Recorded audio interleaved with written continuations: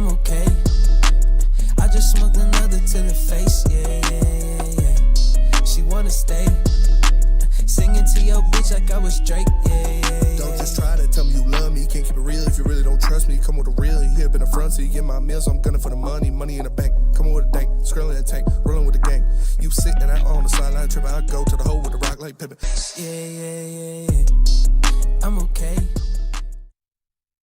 Yeah. Well. USA. The Americans USA. collect one USA. set of Canadian tears USA. in Milan. USA. The women walk away with the gold. Shout out to the USA women for winning gold in hockey. I am Spencer Raxter. He is Nicholas Kohloff. go. We got Sweet Potato Cam in the sound booth. What and our up, guy, bro? Chris Platte Pods on the ones and twos. Easy was so sick that the Canadians lost. He couldn't come in today because USA Let's go. took care of business. Shout out, man. Just a great game. Electric. Hillary Knight gets the game-tying goal with 2 minutes left to make her the scoringest. I don't know how to say that. The best goal scorer in the history of USA women's hockey, Hillary Knight, now a two-time gold medalist. You had Megan Keller, Yeah, Michigan boy. native, Farmington Hometown Hills, hero. Michigan Farmington. native with the game winner in overtime, man. Absolute beauty of a goal, too. A Datsuki and Deke in the Olympics. And just a beauty. Left to right there for Megan Keller, the Farmington native. Love to see the Michigander getting some shine. Miss USA wins the crown right here for the USA in the Olympics, and they get gold. This is big in terms of USA establishing their dominance on Canada in the sport that they care about the most. I am all for it. I was celebrating like we just won the goddamn championship. I wouldn't say a Super Bowl, but it was the championship of hockey. Shout out to Keller, left to right. She gets it under the pad. It was awesome to see, and I didn't think I would be out here getting hype for a women's gold medal game, but I mean, they got me all the way bought in here, Spenny. Yeah, no, they're absolute unit of a team. They had 5 consecutive shutouts before this game, in which they scored no less than 5 goals. Shout out to Erin Frankel in net. She's an absolute wall. And, just a beautiful, beautiful pass, too. I forgot who the pass was by to set up Megan Keller's golden goal for the women, man. Just awesome performance by Team USA women. They bring home the gold medal. You love to see it. Shout out to them. And now the men have to do their part and take care of business as well. It gives you just a little bit of a tease of what you can see on Sunday if the USA team can make it against the Canadians. I'm looking forward to tomorrow's show as we get a chance to watch the third period live here in studio. So make sure you guys watch the start of the show tomorrow. It's going to be must-see TV. USA might have a big lead at that point, but hey, got to take care of business. Nothing comes easy here in the semifinal. Yeah, the men will be going up against Slovakia again. Any names to look out for here, Spenny? They've got, I think, sort of throw you on the spot here. they have a couple. I heard there was like 5 to 6. Yeah, maybe. I think Ehlers is on that team. Okay. I forget who else is really the big dogs. I know they've got a couple guys on that team. Nobody that I really Looking know. forward to seeing Matthews hopefully get back on track in this game. Yeah, they've got 1, 2, 3, 4, 5, 6, 7 NHLers on Team Slovakia. So they're looking to obviously right the wrongs. USA already beat them once. And remember how that game started. It was slow. It was a 1-1 game after the first period. And then USA put up 3 unanswered in the second. So look for them to get off to a hotter start. Look for them to be juiced up after they saw the women go out there and win a gold and really, really put the pedal to the metal against Slovakia. For sure. And I know we got some Larkin tape here in a second. Some guys glazing them. But today we got Lions, Tigers. A little bit of Bears news making a possible move. Oh, my. We are loaded up. Fire show planned for you guys. Make sure to smash that like button on your way in. Easy will be back tomorrow, but Nicholas Kohloff filling in today. Spenny, We got some Larkin news. Yeah, just like Making the some glazing, waves. just the glazing of Yeah. Dylan Larkin by Team USA. You see, Quinn Hughes talking about how he's always been kind of a mentor and a big brother to him ever since they met at a frat party at Michigan. Shout out. And like Brady Tkachuk going out there and saying, he's the X factor for us. We always know he's going to be there. He steps up when the lights are the brightest. And he could do so much. Obviously, he's killing penalties. He was winning faceoffs. He was scoring the time. Well, it was the go-ahead goal at the time, the first goal of the game for Team USA. So Larks is really taking care of business, man. And it's good to see him getting the love that he's getting from the top of the top when it comes to Team USA. Like Brady Tkachuk and Quinn Hughes are probably your first and third best players on this team. So it's good to hear them glowing about Dylan Larkin the way they are, and rightfully deserved. Larks always shows up when he's got the USA on the chest. Exactly. He's made one playoff as a Detroit Red Wing, I believe, in his rookie season. Dylan Larkin deserves the love. I don't think that any of these meltdowns in March were truly up to Dylan Larkin himself, because you can obviously tell when talent's around Dylan Larkin, this guy is a shining star. Yeah. And he's shining the brightest for Team USA. It gives me a lot of hope for the Detroit Red Wings when we're talking about making the playoff push this year. Not just sneaking into the playoffs, but legitimately having a chance to move on. You got a guy like Lucas Raymond who looked like a superstar for Team Sweden, and you got him paired with him. I thought DeBrincat was a tweener that maybe could have made the team this season. We know he's got a hell of a shot. So if you put better talent and good talent around Dylan Larkin, you're going to see him shine as he's done throughout the Olympics and the Four Nations as we saw last season. So I'm thrilled with what I'm hearing from Dylan Larkin and all of his teammates and the glaze that he's receiving, because it's well-deserved. But I will say nothing, stood out to me more rather than Quinn Hughes, specifically the amount that he talked that Dylan Larkin meant to him in his young career through college and, becoming, a professional, not even just in the professional ranks, but for Team USA as well. Love to see it, and it does make you think about the future of Quinn Hughes wearing the Detroit Red Wings sweater. Yeah, I think when it comes, I saw somebody put out there, I think it was the Winged Wheel Pod or one of those guys, that it was like 497 days until Quinn Hughes is officially a free agent. So I would be very surprised if he re-signs with Minnesota. I think it's between Detroit and New Jersey. So we'll see what happens there. But, if you can get that, he's special, man. He is just truly special. And if Yzerman could bring him to Detroit while holding on to Sider and Edvinson and ASP, like, what are you talking about? Oh, yeah. Forget about my it. Lord. Talk about a wild front or back four. Cam, how excited does that get you? Forget about it. That's a wrap, man. That's playoff bound. Absolutely. And speaking of hockey, Chris, can you send Justin a VMix link? We're going to get him on later to talk about the Red Wings and to talk about Team USA and everything that's going on there. But, Cam, you're a big hockey guy. How'd you feel about the women taking care of business and the men hopefully doing the same? It was super hype. I was back here in the booth watching it on my phone, and I guess there was a delay because the guys at the desk there, Bray and Shep, had no idea what was going on. Like, what's up, Cam? What's going on? Then it was like, there we go. Yeah. After we pulled our goalie there. Oh yeah, lovely, man. Lovely stuff, and I'm so happy for the ladies, man. They're really trying to make something happen with the women's movement in hockey, and like I say, it is like the PWHL is fun to watch. Like I will never. I'll tell you right now, I'll never sit down and watch a WNBA game. Doesn't do it for me. Not interested in it at all. I'll watch the PWHL. That shit's fire. And that 3-on-3 we were smothering Canada in that. They had a couple breakaways where they got some good shots. And again, shout out to Aaron Frankel for locking those down in net for Team USA. But shout out. They were smothering Canada and really took advantage. You saw the speed on display, the size, and the ability of some of those defenders from Team USA to move the puck. It was awesome, man. Shout out to Freddie Felt 313 says, whoa. Shout out Freddie Felt. Whoa! Welcome to the special episode of Heavy Nicks. We got the vest on today. We've been trying to gain muscle for the upcoming 40. We're a day closer, as is the day closer to signing Quinn Hughes. Yeah. It's weighted vest. I'm just walking around with the 10-pound weighted vest nowadays. No, but all fun and games there. I also saw another chat that I loved. It was Quinn Hughes is fluent in what up, doe. He is. Shout out. He is. And so Love that one. so is Megan Keller. Like we said, the Farmington native with the golden goal. We're gonna talk Tigers. We're gonna talk about, obviously we've got the Detroit Tigers beat reporter for the network on the desk. Shout out. So we're gonna talk about their new swag, their new drip, the jerseys that came out today. I think they look fucking sick, and I can't wait to get my hands on one personally. But before we do that, the Chicago Bears might actually leave Chicago.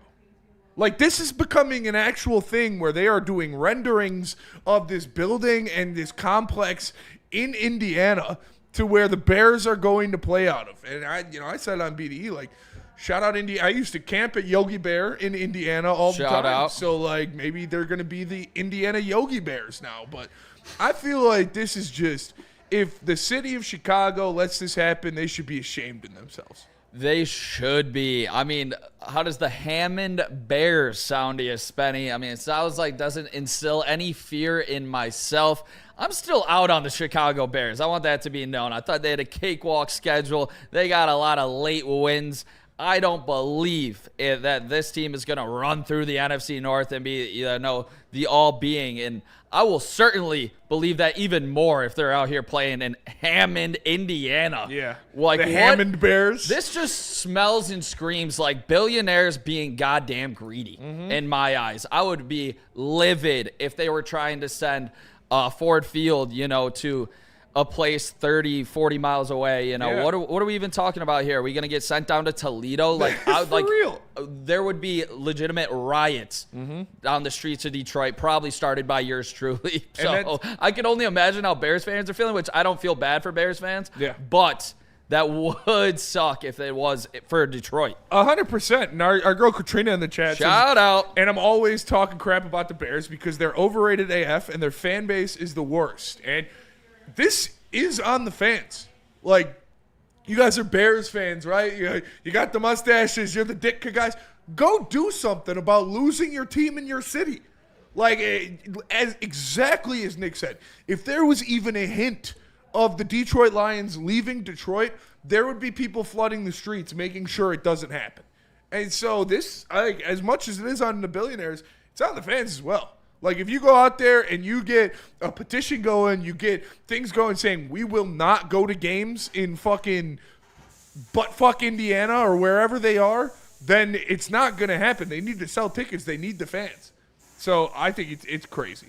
Yeah, this, like I said before, it screams billionaire greed right here, trying to put it on, like, taxpayers. I'm sure that's what they're trying to have some write-offs and whatnot. Yeah, honestly, just cut the check. What are we doing here? I mean, have you ever been to Soldier Field? I haven't yet. I've never been. I would like to go before it closes down, just for sake of watching a Detroit Lions team, beat up on some Chicago Bears. Yeah. And, My cousin lives in Chicago. He's been to a couple games, and it's kind of a dump. I heard it was a dump. Yeah, it's pretty but old. You know what? It's all about the character. It can't be any older than Lambeau Field. Like, just throw money into the renovations rather than moving them out of Chicago. It's stupid to me. It's really stupid to me. Yeah. And Anakin in there says one of our own won the gold for USA Hockey. Yeah, again, shout out to Megan Keller for the golden goal. Farmington native, a defender with just an absolutely filthy move in the open ice to free up the backhand sauce. So shout out to the ladies of Team USA bringing home the gold and bringing home some Canadian tears. Now we need the men of Team USA to follow suit and to do their business tomorrow against Slovakia.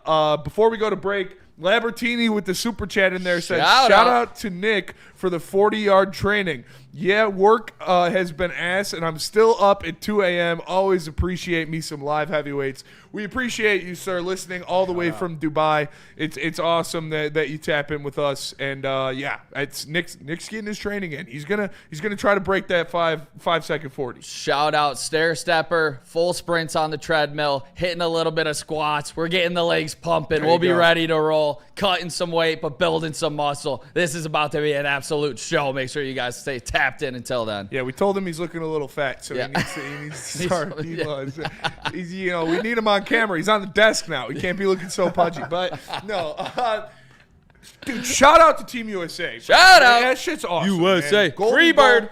Let it play. Hugh Freebird, Hillary Knight, the greatest American female Olympian, and Megan Keller, the Michigan native with the golden goal. Now we need the boys to take care of business as well. We're going to come back. We're going to talk about the Tigers' new uniforms. Oh, yeah. Because I'm buying one the minute we can. They are fucking awesome. But first, let me tell you about Planet Fitness, where Nick has been training for his 40. Go to Planet Fitness. You can find one near you today. PlanetFitness.com. Sign up in club or online. You can upgrade to the Black Card and get use of amenities like hydro massage, total body enhancement, and access to over 2,700 locations worldwide.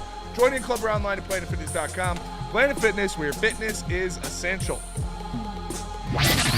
Get ready for the ultimate sports experience. Join former University of Michigan star and NFL sensation Braylon Edwards alongside the charismatic Shep. Braylon Edwards, touchdown Michigan! As they break down the latest in sports like never before. Tune into the Braylon Edwards Show with Shep. Touchdown, Braylon Edwards! Weekdays from 2 to 4 p.m. only on the Woodward Sports Network. Don't miss out on hot topics, insider insights, and the banter that keeps you coming back for more. How do people feel about getting a Planet Fitness membership for $15 a month? How do they like working out in a clean and spacious gym that's filled with equipment for every workout? And how about free fitness training in the judgment-free zone that leaves them feeling energized all day long? Join Planet Fitness today with the free PF app, online or in club, and start getting that big fitness energy for $15 a month. We don't like to brag that we are the toughest sports network in Detroit, but we do have a guy named Darren McCarty on our side. Woodward Sports. Are you looking to take your relaxation to the next level? Visit Massage Chair House in Bloomfield Hills, the largest massage chair showroom in the Midwest. Featuring top-tier brands like Infinity and Osaki, this is your destination for the premium comfort and cutting-edge wellness technology. Experience the difference with Dr. Eric Duncan, the Wellness Doc, and creator of the #1 YouTube channel for massage chair reviews at Wellness Doc. Honestly, guys, I've been training for this 40. I hit the massage chair after the show every day to keep me right and keep this body going. It is truly the #1 massage chair spot in the world. Make sure you guys check it out today. And we got a couple of super chats in there to clean Whoa! up. Welcome back to the Woodward Heavyweights. Make sure you smash that like button. Caseville Country Boy says, shout out to Rasheed Wallace. We got to show him some love because today was the day we acquired him as a Detroit Piston. So Ball don't lie. shout out to Sheed. He's my favorite basketball player of all time. Love Rasheed Wallace. That's my guy. And probably wouldn't have won the chip without him. Oh, for sure not. And I got to say, one of the originators of Stretch 4. Yes. Played hell of a good defense as well. Hot take alert, Chris, or is that true? No, that's valid. That's fact. All right, there that's we go. fact. That's valid. He was a pioneer. Yeah. And you saw everybody say it. When Rasheed wanted to be, they were like, he was one of the best players in the NBA. You always hear Kevin Garnett and Tim Duncan and all those guys talk about how he was very easily one of the best power forwards in the league. But bought into the team. Yeah, but bought into the team and knew his role and played his role better. And that's why they're the best five alive. Labertini with the super chat says, what's your charity, Nick? His charity is his Cash App. We're broke around here. Shout out. You can donate some charity to us. We're trying to eat dinner. But we got a lot to talk about. The Detroit Lions have some guys available for signing on the market. Some bigger named guards are being opened up to free agency. We'll get to that. But first, Yeah, I'm excited to talk about that, Spencer. We got some names, some new names to break couple down. new names. Yeah, I'm And excited about that. Former Super Bowl champion on the market as well. So we're going to talk about that. Obviously, the Lions looking to fix their interior offensive line. But first, we got to talk about these jerseys because the Detroit Tigers officially have released their alternate jerseys for next season. You've got the home alternates God damn. and the away alternates. Those And, are clean. man, I'll tell you what. They put the Bash Brothers in there on them with Torque and Carbs. And those are just so sexy. With the hats as well, with the orange brim, the batting gloves looking fly as hell. Tigers are going to be dripped out next year. Oh, yeah, and they're going to be rocking the orange alternate jerseys at home all season when they bring them out. Rumors are they're going to be bringing them out on Friday nights, which would be absolutely electric at Comerica Park. Yeah. Seeing Spencer Torkelson rock that one there. And then they're going to be rocking the navy blues with the orange script there on the road. So you're going to see the orange a lot at Comerica Park, which I think is a great idea, especially to sell these jerseys. I mean, everybody that I've seen on Twitter has been responding to them in a very positive light. Like myself, I'm in love with these jerseys. I like the vibrant colors in them. I was a fan of the Pistons teal when they brought it back. And on the sleeve of this, they have a patch right there on the sleeve, and it's giving a little bit of tribute to the 84 team. And what did that team do? That team won a World Series, and it seems like this Detroit Tigers team is truly gearing up to make that World Series run this season.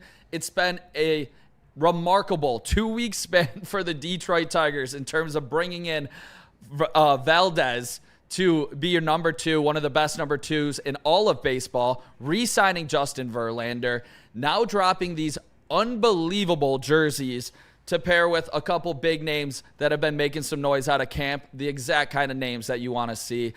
I got to ask you, Spenny, your first thoughts on the jersey, and who are you going to first when you get into that shop? What number are you looking out for, and who are you going to buy? I am immediately buying an orange Justin Verlander jersey. I think I saw Kara Wolfbauer.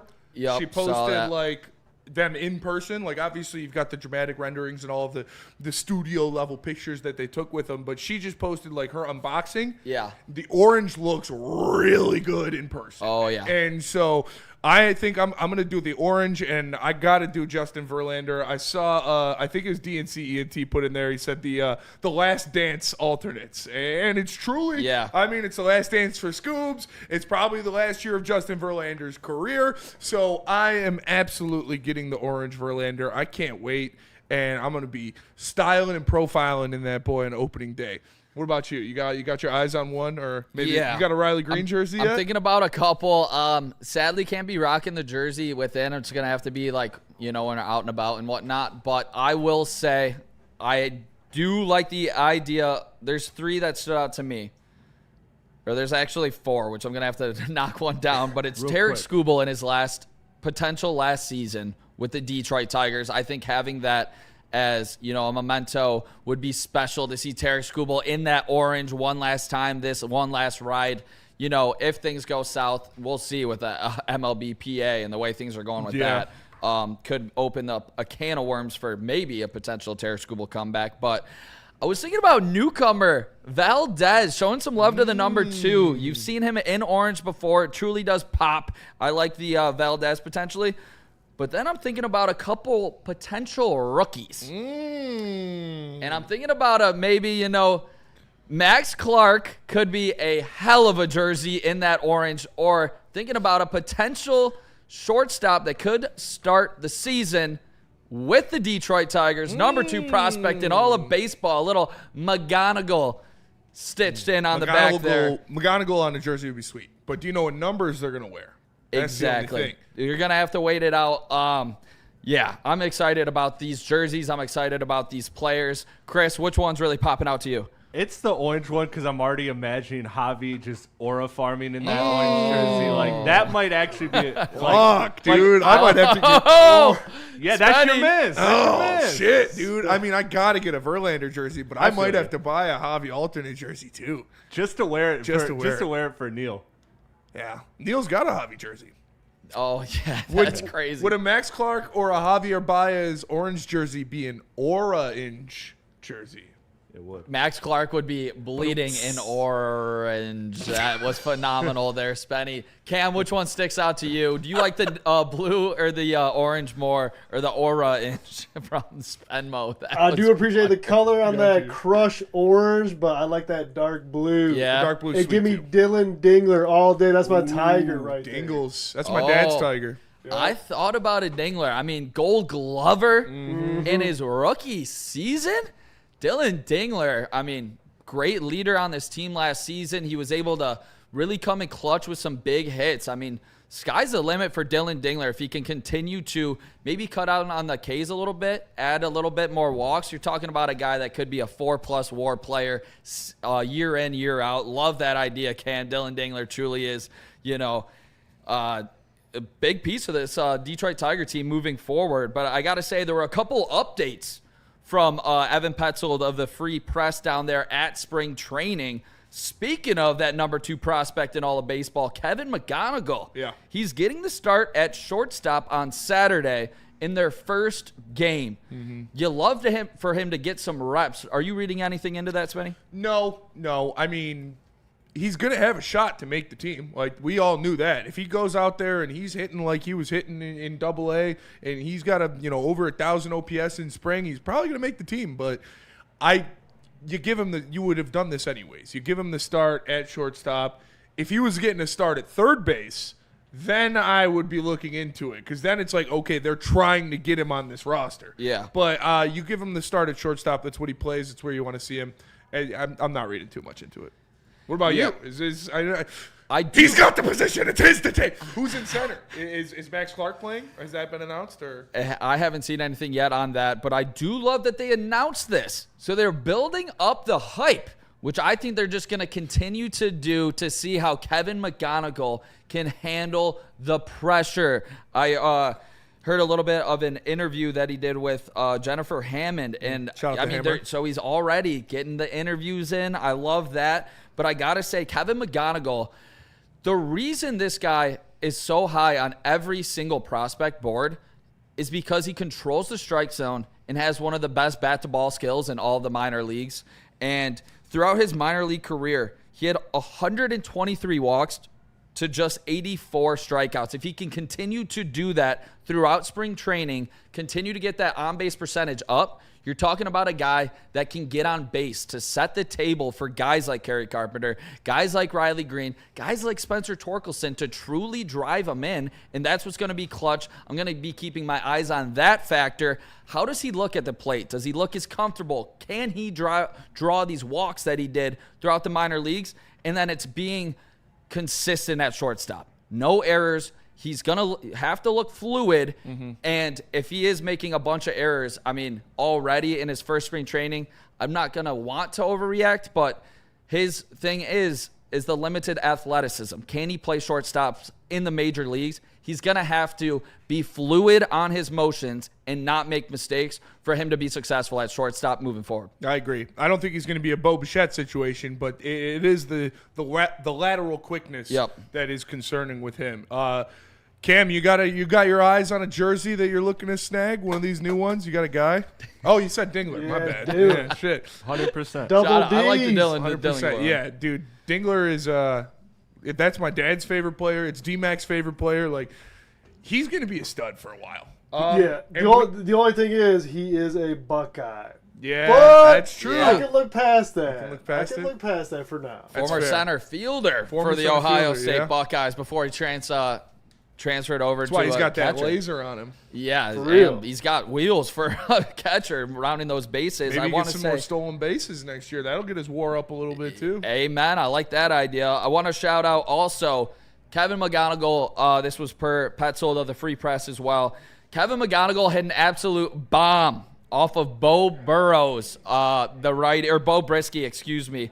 I don't know if this is more of a Bo Brisky still not being great thing. I'm going to read the other way and say Kevin McGonigal is him. Don't put him against a righty or he's going to get on base. Love this news, though. I mean, it's early, but you are hearing positive things about the number 2 prospect in all of baseball, Kevin McGonigal. Sky's the limit. Yeah, and it's awesome to see these young guys already chirping. Hopefully they go out there and they have a tear up a spring and they can't stop them from being on the roster. But we're going to go to break. We're going to come back. We got, what do the people want? What do they want the mock draft? All right, we'll give you the mock draft. Daniel Let's Jeremiah's go. mock draft and who he has the Lions taking coming up next.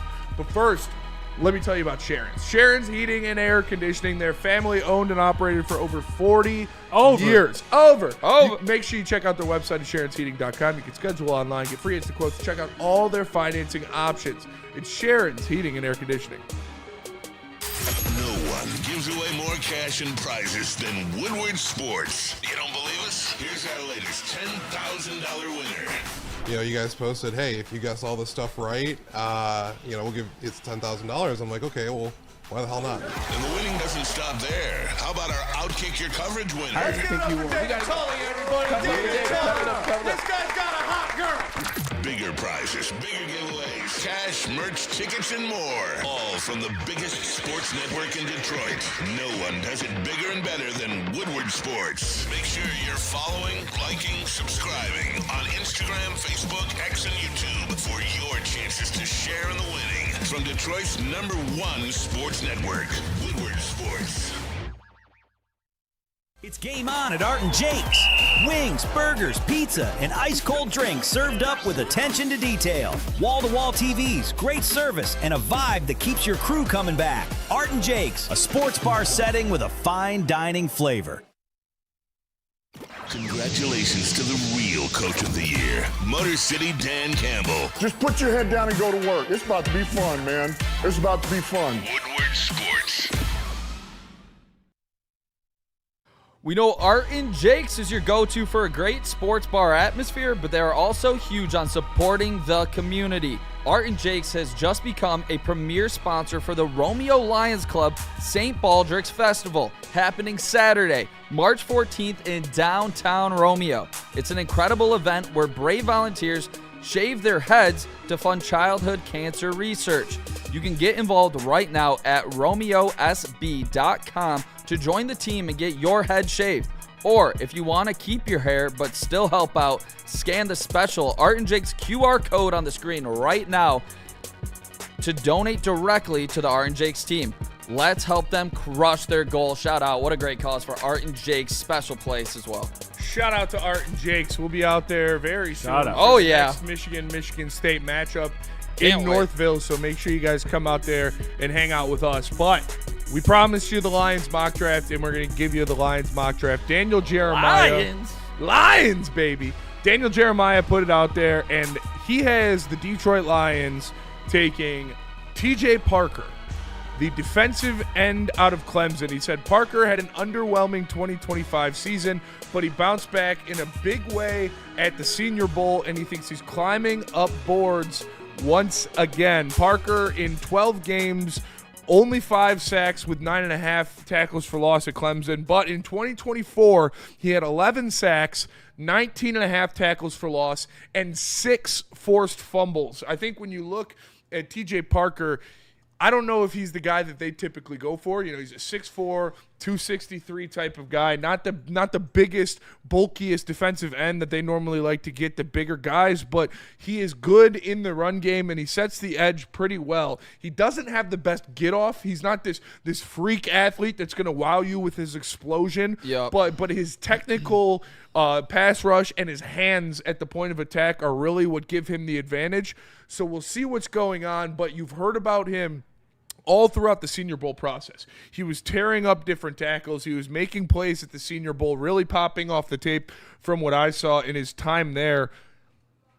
Brad Holmes hasn't gone edge rusher in the first round since Aiden Hutchinson. Yep. And it seems like it's out of spite at this point. He said in the offseason, we're going to do the same approach with the edge rusher position and the defensive line that they did last year.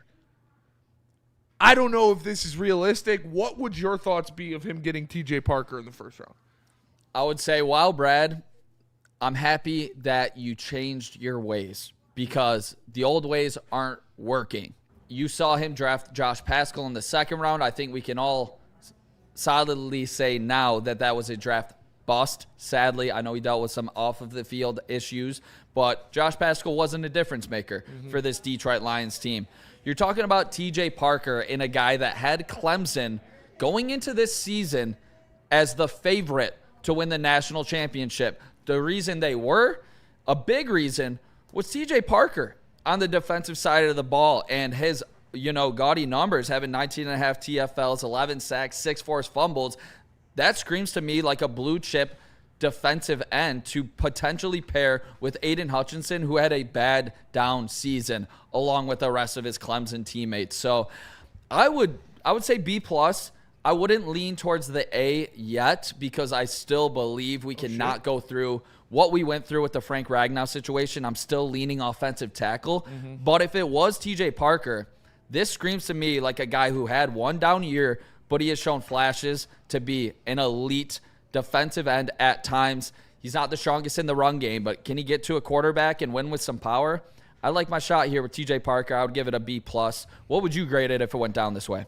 Yeah, I think right around there. B+. I might up that a little bit now because I just realized that we're born on the same day. Birthday man. Oh! Yeah, September 19th. So shout out TJ Parker. Maybe he's going to be a freak, but no. He's insanely fast. He doesn't have the explosion off the line, but he ran a 4.6 40 at almost 270 pounds. So it's few clicks better than me. A few clicks better than Nick. But we saw like last year with Al-Quadin Muhammad, a lot of his sacks we know came after like 2.5, almost 3 seconds of pass rush.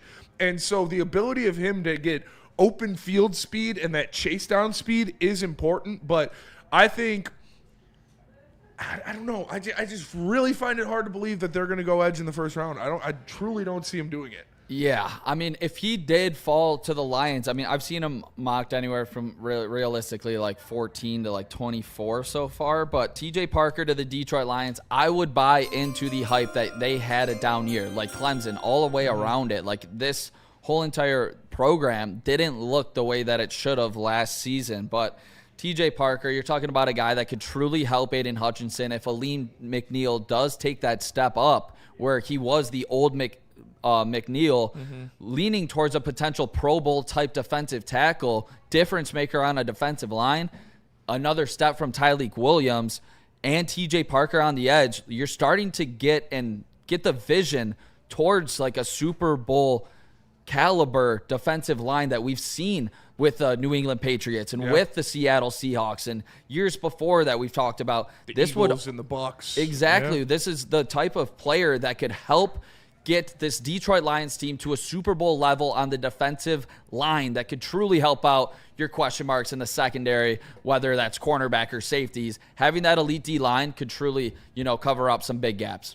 I'm kind of leaning towards this as well because I did see, and I'm going to bring these up later, but I'm almost like 100% certain that they are going to address the interior offensive line in free agency or with a trade, that they're going to sign one of the bigger guys or they're going to trade for a center or a guard or whoever that is to shore up that interior offensive line. I'm starting to lean towards Taylor Decker's coming back next year. I have heard there has been some rumblings about them looking at tackles, but those are more that third tackle spot. The guys they're looking at aren't really starting caliber tackles. They're more of, they lost Dan Skipper as well, and they like to use that third tackle a lot. And I don't know what that says about Giovanni Manu, but I think it doesn't say good things at all. There you go. That's for sure. Yeah. But I'm starting to think that Taylor Decker is going to. I'm leaning towards him coming back. So I think edge makes the most sense at first, because if you want elite units, you have to dump assets into it. Yep. You can't be hoping that these 6th round picks are going to turn out. And if you go out there and you get TJ Parker, that means you have 3 first-round picks on that defensive line. And that gives me confidence in them becoming an elite unit in the NFL. I love that point there, Spencer, because not just 3 first-round picks on the defensive line, but 3 first-round picks and a top 10 paid defensive tackle that you are expecting to get back to that level. Yesterday I was talking about, as of right now, his stock, as in Aleem McNeil, has never been more down. No. Like, you're not getting much. They were talking about potential Max Crosby trade. That's never going to happen right now. But if Aleem McNeil can get back to where he was before getting injured, God damn it, would it help this Detroit Lions defensive line and whole entire team. So if you're pairing him with a TJ Parker that put up 19.5 TFLs with 11 sacks. 6 forced fumbles. 6 forced fumbles as a sophomore at Clemson. I mean, the sky's the limit, I think, if you're pairing him with Aiden Hutchinson, another year off of Hutch's injury. You're talking about a defensive line that could truly make a difference, one that we've been calling for from the start. This would be, like I said, B+ move right now, but the more we talk about it, the more I want to do it. I am in for this. Plus, TJ Parker compared to the guy out of Miami, the 6-year player out of Miami. I'm taking TJ Parker years old. in a heartbeat. He'll be 22 at the draft. Yeah, 22 compared to 25, basically. I would much rather have TJ Parker, who's shown production throughout 3 years in college, I forget his name right now, but the defensive end out of Miami. I would much rather have TJ Parker. Yeah, and I look at, like, when you watch the tape of TJ Parker in his season where he was insane, where he had 19 and a half tackles for loss, and he had the 6 forced fumbles. Just stay with me for a second. I know they're different players and they're different sizes. Like Aiden Hutchinson is, 6'7", 280 pounds, whatever it is. But I get some of that from TJ Parker with his, because he's not going to wow you with the burst. He's not going to wow you with this assortment of moves, but he is instinctual. Stuff you can't teach, like being in the right place at the right time, good at dropping off into coverage, good at getting his hands into the forced fumbles. Like having 6 forced fumbles in a season is not luck. Like that is him making a point to swipe at the ball, making a point to use his long arms and his big hands if he can't get there to swipe at the ball. And those are things that you don't really teach in a pass rusher. You can't really teach that feel and that instinctual behavior. And on top of that, he's got great bend and great violence at the point of attack. So I would be happy with this. I really would. I think if you go on the trenches in either side for me in the first round, I'm happy. Yeah, same here at this point right now. I think TJ Parker, like I said, B+, because I'm leaning more offensive tackle because I don't want what happened when Frank Ragnow retired and there was just a complete hole in this offensive line to happen again at left tackle because it's such an important position. If Jared Goff gets rushed, we've seen what happens, especially against good teams. He turns, into bad Goff where he's like a bottom 10 to 15 quarterback in the league. But if you have time for Jared Goff, he's an elite quarterback. And I want to see Jahmyr Gibbs get a little bit more push. That's why the offensive line is such a, big point to fill. But so is that other defensive end spot. And the way that this secondary is looking, and it's not looking pretty, this could, really help out this defense in terms of getting to guys like Jordan Love, like a Caleb Williams, like a Geno Smith on the Vikings. No, I don't know. We'll see what happens with JJ. But I would like this pick a lot, and I would crack a cold one on, I would say, draft day, walking, down Woodward instead of, getting cold roasted. Sam Adams cherry wheat. It was cold Sam Adams cherry wheat, little noon or Sun Cruiser. Chase with a Sun Cruiser. I brought in that sponsor. Jesus Christ. Shout out Sun Cruiser. But I remember the Ty Leak video. I don't love this pick. I would be walking away with TJ Parker. Am I mistaken? I like this pick a lot. That's I'm what not I would mistaken. say. Yeah, I would like this pick. How would you guys feel in the boost? Does this sound like something that you think Brad would go with to start, Chris? Or do you think that, doesn't really fit up his alley because it's actually pairing Aiden Hutchinson with talent? The resume just doesn't add up. It doesn't add up to me. Brad Holmes hasn't shown the willingness to do a move like this. So I can't say that he would do it. I love it. Hell, if I just see Edge in the title, I'll just train my brain to love that prospect and to be all in on that prospect just because of the difference of the move. But right now, I can't see him doing that. And I'm surprised that you're feeling the way you feel about Decker, Spencer, because to me, I still am leaning on the side. I probably don't think he's coming back. Until I get real solid information. So maybe you got like better sourcing or understanding than I do, but I can't see that he's coming back. So I'm still leaning offensive line, but I'd love if they did edge. I think that what I'm leaning towards is how he was speaking at the end of the year, where he's talking about how he's never felt better, how he thought he played great, how he's pretty healthy at this point, and then knowing what happened with Frank Ragnow and knowing how that kind of hampered the Lions, he lived through it. I don't think he would kind of leave this team high and dry, and he would let them know, hey, if we're, I'm retiring, so they could have a plan in action. Cam, how do you feel about it? TJ Parker in the first round for the Lions? TJ Parker, I feel like, is a strong possibility. Either way, I feel like he is going to pick defense first round. Secondary has been leaky, especially, with the Legion of Whom having to step in. And how questionable those returns on BB and Kirby are, and I think he's going defense for depth. Yeah. First round. High talent. I think so too. But if you are leaning towards Chris's side of things where it's you think they need to go tackle, you might not be happy with what's going on because there were a couple guys still on the board and that went after the Lions took TJ Parker here that you thought maybe they'd give a look to at the offensive tackle position. Chris, could you throw those up there? Yes. So after the Lions took TJ Parker at 17 in Daniel Jeremiah's mock draft, you had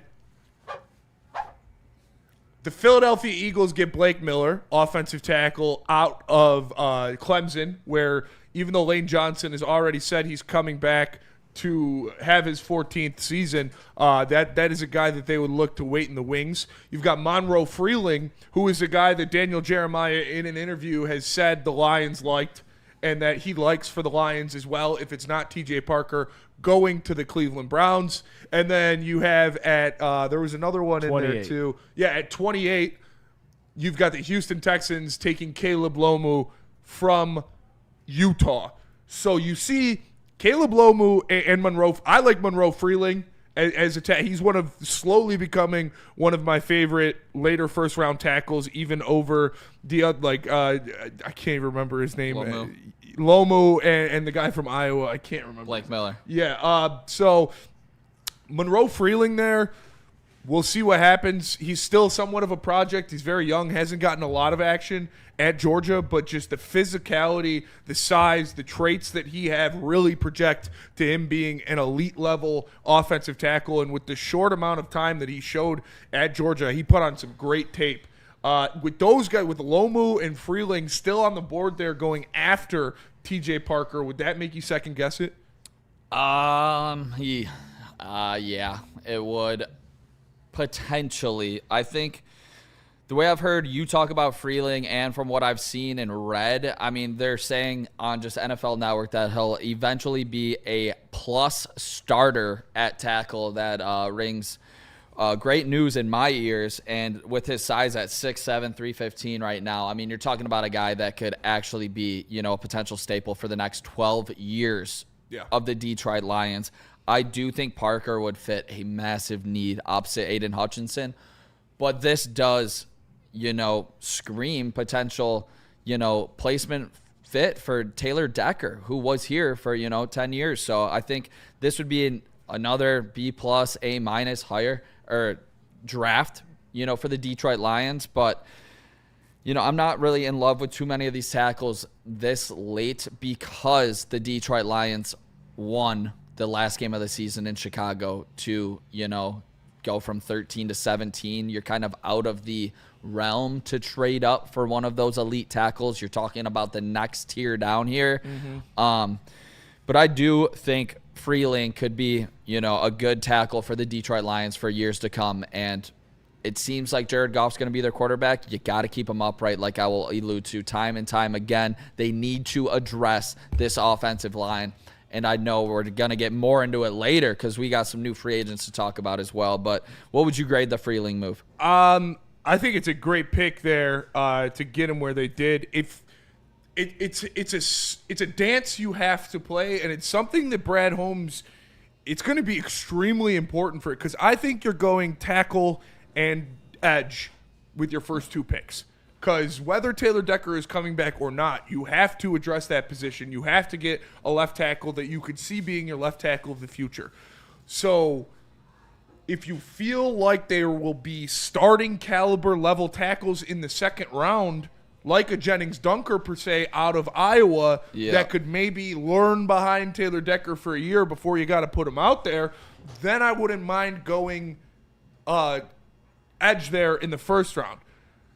But I just think with the level of talent and with the size and skill and speed that you see in a Monroe Freeling, I think it's easier to find a better edge rusher later in the draft than it is a tackle. I know crazy stuff out of Mr. Taking edge, but a left tackle that's 6'7", 315 pounds, who can move like Monroe Freeling can, doesn't come around in the second round.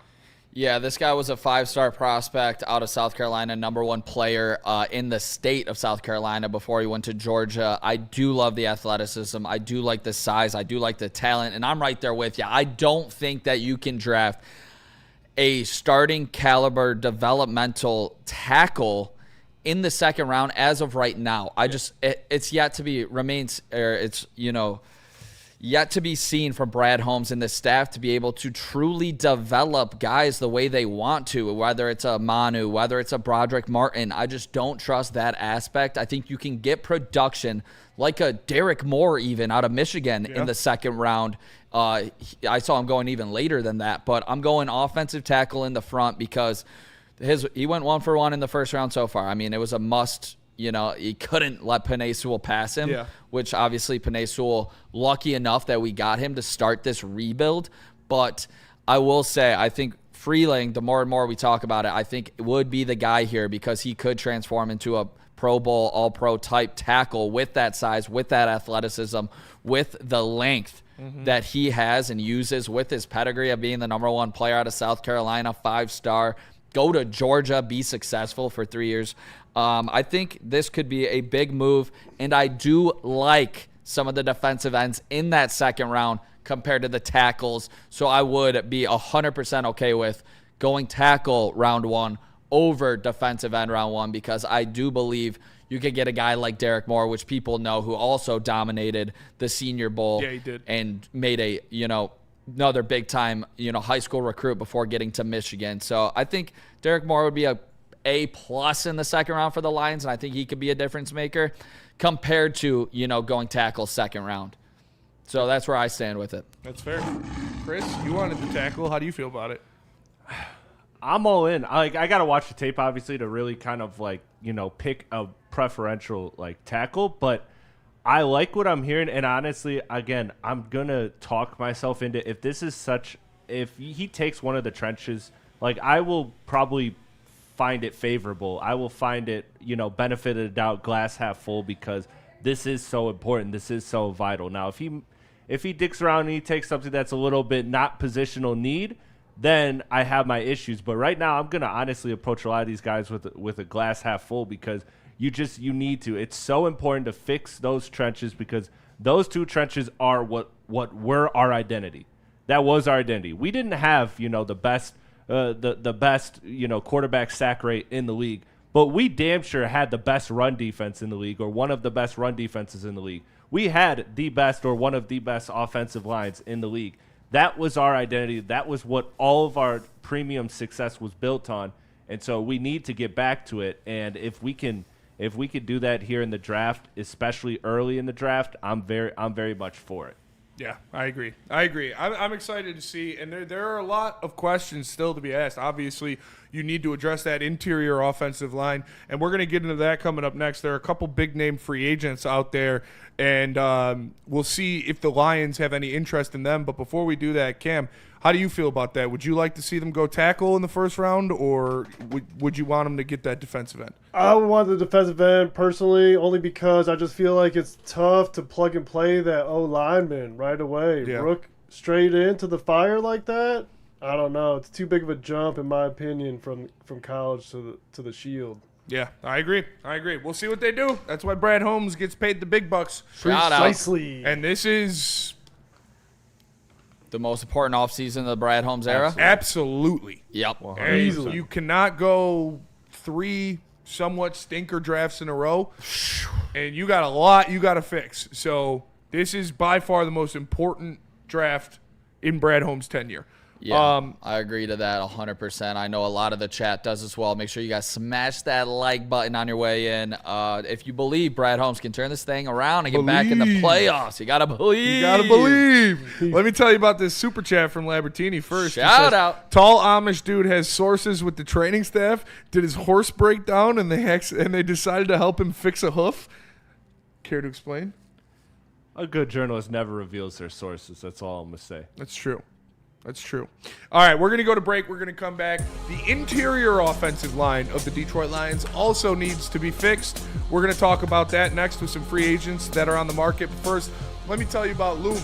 Go to loom.com. Find a store near you today. Use promo code TaxBreak80 to get 80% off a purchase of, or 40% off, a purchase of $80 or more. All first-time customers will get a free shake ounce plus a lot of different perks. Go to loom.com and find it near you today. It's Loom Cannabis and Buddies. Tell you about Buddies Pizza. Buddies is the home of the original Detroit-style pizza since 1946. That is their 80th year. They are celebrating it. You saw them a couple days ago on stream unveiling their box competition. So make sure you participate in there. That is a great opportunity to be a part of. Honestly, of not just like food history, like Detroit history. Like that's such a cool thing. And you can make your Detroit style, or you can make your watch party, a Detroit style watch party by getting pizza, salad, bread, pasta, anything, you name it. And when you get that catering order of $200 or more, make sure you use the promo code Woodward20 to save 20%. And lastly, make sure you are following them on the social medias because they have a rewards program coming this year. Stay tuned and check it out. It's Buddy's Pizza. Check it out. Check it out.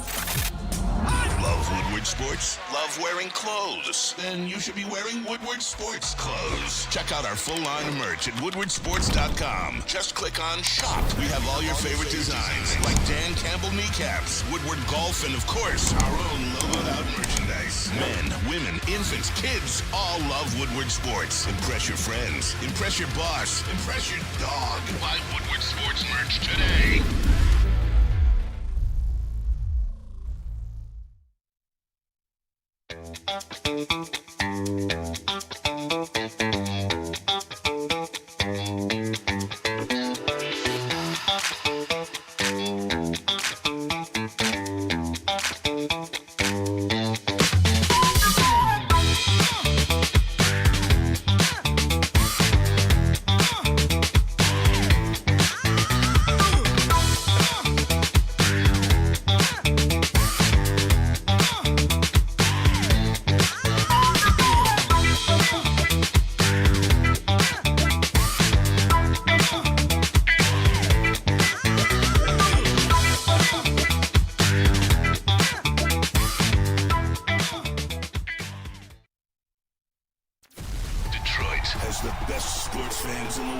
That's why they deserve the best sports coverage in the world. We are the Woodward Sports Network. Gold Crown. Pause that takes for a second because Gold Crown just dropped something that is absolutely unfair. These are the new Royal Junior Gestures. 5 pre-rolls, 3.5 grams total, coated in keef and live resin and THC infused. These aren't your grandma's hit it twice and hope pre-rolls. These are why I am so locked into this game right now. Pre-rolls. Holy hell. Perfect for game day, celebrating wins, or your team's down bad. No rolling, no prep, just light it. Michigan-made, premium quality. Next time you're at the dispo, ask for Royal Junior Gestures, because if you're going to smoke it, smoke like royalty. These things sound like pure gold here. They're awesome. They're great. And listen, folks, come get your haircut today. Like, it's just trust me. You want to get your haircut today. Come do it. It's ask for literally anything. Just close your eyes and throw a dart. It's crazy. Lady Jane's Haircuts are open 7 days a week. Walk-ins are always welcome. Get the scalp massage, get the hot towel treatment, get the neck massage, get the hot lather neck shave. What else do you need? Come to Lady Jane's, open 7 days a week. It's wicked awesome. Welcome back, ladies and gentlemen. We are live here. It's the Woodward Heavyweights. He is Nicholas Kohloff, the Detroit Tigers beat reporter, and the normal sound man for our show. We got Sweet Potato Cam filling in the sound booth. Appreciate you, brother. Shout out. As always, on the ones and twos, Chris Platte. Make sure you go check him out at the Rap Cave. He is going to be going live very soon. He now has the eligibility on YouTube, so make sure you guys check that out. Friday's still live. Friday nights live after Heavies. Make sure you tune in to the Rap Cave. And I am Spencer Raxter. Appreciate you guys tapping in. We just got done breaking down Daniel Jeremiah's mock draft and what that meant for the Lions. A lot of tackle talk, a lot of edge talk, not really much about one of the worst position groups on the Lions last year, although it was very young. the interior offensive line. There was a big hole for the Detroit Lions. It was a hole that everybody said that they needed to fix, but you never see them being mocked in interior offensive linemen because we had Brad Holmes come out and say he is going to be very aggressive, even though he didn't know the meaning of the word aggressive, in addressing that, whether it be in trade, free agency, or the draft. You've got some names out there. We've already talked about a couple of them. Cade Mays. You've talked about, obviously, Linderbaum. He is the ball when it comes to the center position. But recently, today, Wyatt Teller, 3-time Pro Bowl, 2-time All-Pro of the Cleveland Browns, released a goodbye to Cleveland on Instagram. He's been there for a long time. He's been a stonewall for them in the interior of the offensive line. He's played 13 games the past 2 years, so not completely healthy, but not too much to worry about. And he has been a great player. Only 31 years old, I believe, so it's not like he's super old. But he is going to test the open market, it seems, as well as the Los Angeles Chargers releasing Mekhi Becton. Now, we know Mekhi Becton, obviously he was a tackle when he got drafted to the Jets, this big, physical, imposing guy. Couldn't stay healthy too often. Maybe ting, ting, ting. There you go. That flips a dot for Brad Holmes. But when he really saved his career was he went to Philadelphia. They put him at the guard spot, and he was playing like an all-pro. Just an absolute mover in the middle. Mekhi Becton at guard for the Eagles. Two of these guys hitting the market already with a pretty bountiful collection of interior offensive linemen. Would you like to see either of these guys be a target for the Lions? Wyatt Teller, how do you do? This guy needs to be on a winning team and a winning organization. Crazy to say that we can say that now, but that is the goddamn truth. Wyatt Teller, you, sir, are a Detroit Lion. Obviously, he doesn't play center, but you know what? 2-time second-team All-Pro sounds pretty damn good in my book, Spenny. Yeah, it does. This team needs an upgrade at guard in the interior. That's where you saw a lot of this pressure getting on not just the quarterback, but even a guy like Jahmyr Gibbs, where he wasn't able to get the space he needed because they were pressuring him through the interior of this offensive line, where even our all-star, all-pro, superstar running back couldn't even make it out of the backfield because they were already on him, and he didn't have enough space to gear up that electric, force of, power that he's able to run with that time. So if you are able to get this 2-time second-team All-Pro Teller in here to be an upgrade, whether it's left guard, however you want to maneuver, your right guard spot with Ratledge. I was going to say, I got two things. Would you rather have it where Tate moves to center, or Tate moves to left guard, and you put Graham at center? Because Wyatt Teller's not playing center for you. No, I know for sure not. I'm probably putting Wyatt Teller maybe at right guard, where he was able to pick up an All-Pro honor, and you put him next to Sewell. You're talking do you put about Tate at center or left guard? I'm cool with Tate at center. I'm like, do it. But why did the Lions run away from it so hard when Glasgow didn't even want to? Glasgow was like, hell no, I don't want to do this. It was what it seemed and what it read in reports that he came out later. Like, he didn't want to play center, So I would love that idea, but it seemed like this coaching staff already kind of ran away from it, whether it was Campbell or Hank Fraley. Like, Frank Ragnow didn't play center his rookie year either. True. For Graham Glasgow. That would be amazing. That would be awesome if Tate could just come in here and play center. That would take a lot of stress off of this team. But what is your confidence level in a guy like Tate Ratledge stepping into playing center? Because we know he was able to be a really good run grader last season.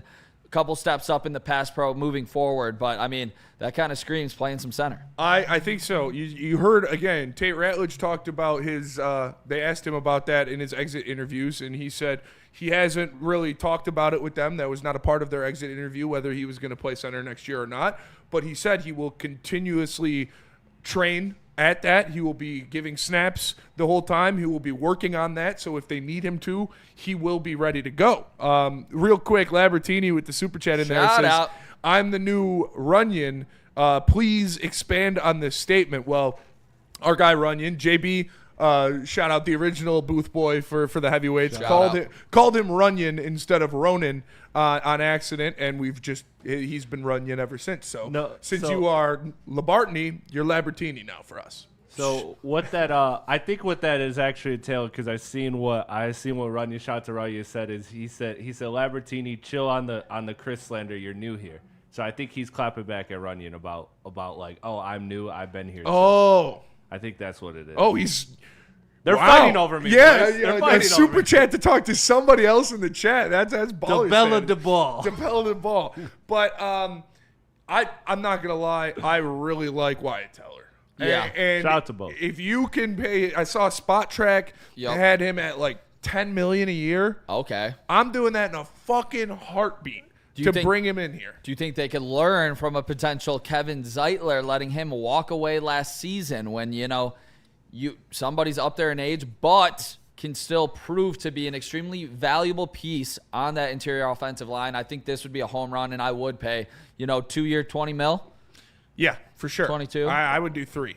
Yeah. I would do solidify it and let these sure. other young 6th round plus Yeah. guard picks fight for it, actually have to earn their spot on the roster, like a Mahogany, which I thought he took a step back last season, but still has some potential, like a Miles Frazier with potential. I like those guys in a more of a Graham Glasgow kind of backup role where you don't need to be relied upon to be a premier starter in the NFL for a team that wants to have the best line in the NFL, because if you do have the best offensive line in the NFL, you're going to have the best offense, because Jahmyr Gibbs, Demo, we all know the weapons around Jared Goff on this team. That's how this team gets back to the Super Bowl in my eyes. It starts with this offensive line and getting back to having the most dominant offense in the NFL. Yeah, and I agree with you 100%. Like, you remember when the offense was ever struggling over the past couple of years, and they couldn't get stuff going. They were like, all right, we're going to run the ball to the right behind Kevin Zeitler and Penei Sewell, because it worked every time. And it wasn't there as much this year because it was just Penei Sewell trying to do everything and Tate really not knowing where to go, and you have the pressure coming from up the middle. So if you don't hit that seam perfectly, then it really won't be there for you. So I think if you add I've already kind of given up on Linderbaum. Obviously, Linderbaum would be the perfect piece. An all-pro center to come in there and to be that guy at the center spot where you need him the most. And then you've got Tate, who I think is going to be fantastic, rounding into that. But if you cannot, you're not going to get that. I'm sorry, you're not. And so, chill, don't break my heart. Don't do me like that. I'm cool with kicking. Don't do me like that. Kicking Tate down to center, and then bringing in an all-pro guard to solidify that right side of the line. I think that would be best case scenario. I would love to get Wyatt Teller over here. I would love to get Linderbaum. Come on, baby. Yeah. Don't do me like one. That. It's not going to happen, though. Yeah, I mean, obviously you have to outbid the Ravens and the Giants. But I just don't – it would just make me believe that this team's taking this offensive line so goddamn serious if they got one of the top free agents in all of football. I feel like Wyatt Teller's probably the best guard on the market. Come on home, Teller. Yeah, Teller, come on home. The other name that you mentioned, which was pretty damn interesting, before we move up to a little bit about Becton, what do you guys think about Teller in the boost here? Cam, start off with you. Would you be hyped to see this upgrade at guard?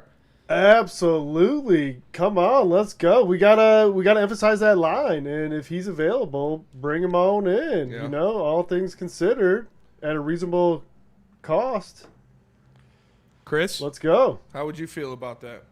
I mean, look, I think a bad place to operate from is the perspective of making a splash to make a splash. But I'm so damn frustrated with Brad Holmes that I want to. And that's not to say that he's a terrible GM. Again, our conversations about him, we still all have him comfortably in the top 10 of GMs. Like he's still a good drafter, despite a couple of the last drafts not producing at the rate he was.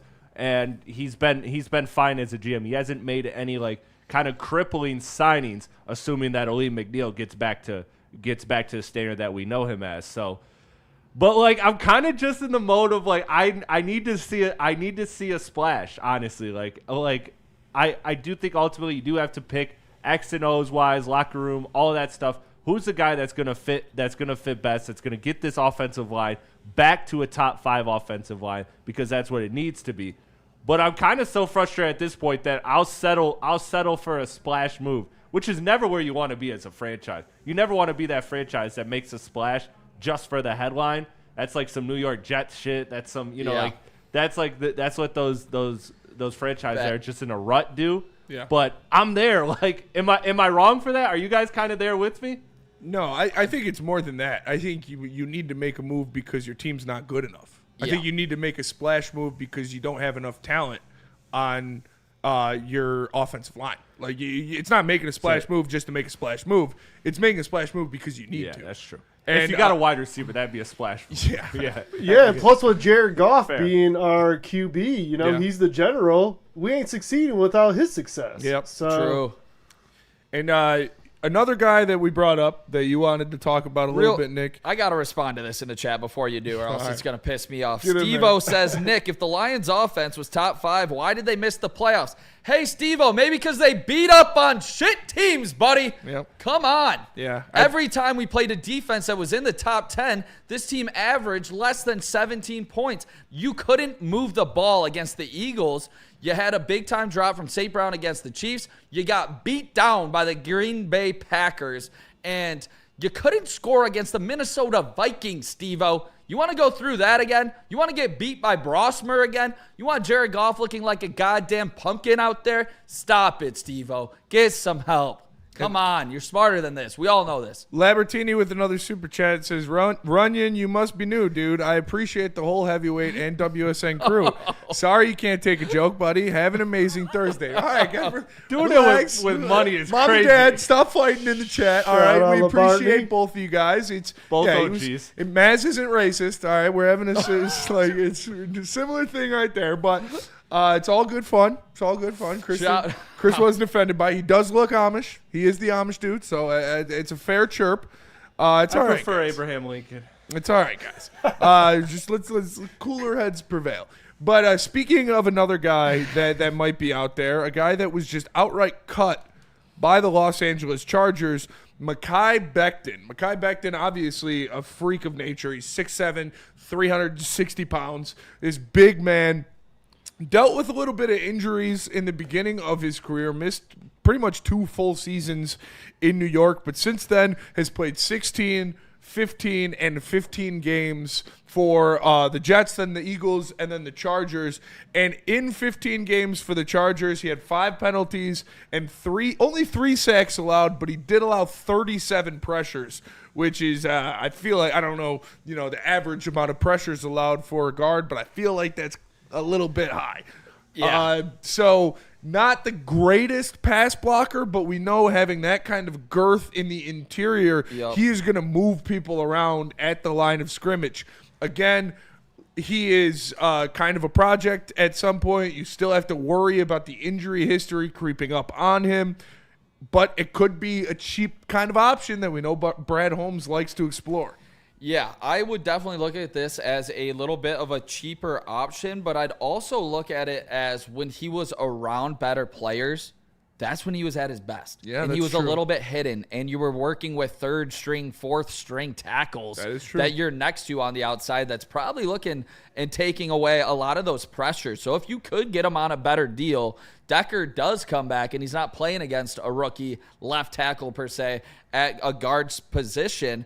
I truly believe Mekhi Becton could, fit like a glove here. And I think if you do have the right places or right pieces around him, like if he's next to a Penei Sewell, I think you're going to look at maybe the best season of his career.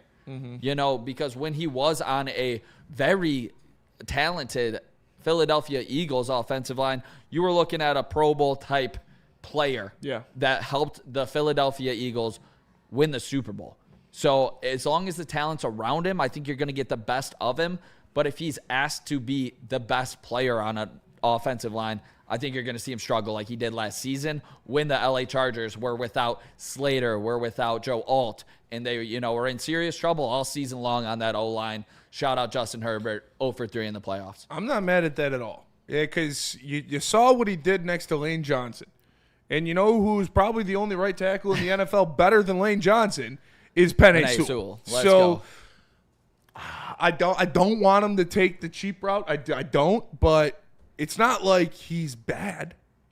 Ooh. And then I see a comment in there from Spenny's alien bride. He said, or she, hopefully she, but you know what I mean. Would you rather have Teller on a 3-year, $10 million per year contract, or Jennings Dunker on a rookie contract? Spenny was right on tape. Why not both? Why not both? Why don't you take Jennings Dunker to mold into your right tackle of the future in the second round possibly, and still sign Wyatt Teller to be your right guard? I think you could do both. I don't know if Jennings Dunker is a first-round pick. So I do like Jennings Dunker. I do like doubling down in that spot just to solidify. doubling down. Doubling down. Yeah. I like it just to solidify that interior of the offensive line where you're not putting so much pressure on these 6th-round picks to be these quality guys. And I want to shout out Nitty Gritty. Shout out to Nick's hat. Nice Salvation Army pull. Hopefully, as Teresa one of one exclusive doesn't get offended. Yeah. Shout out the tailgate wins. Yeah. This is a custom hat. 1 of 2. My puppy ate the first one. So, shout out to young Charles Xavier getting a quick shout out today.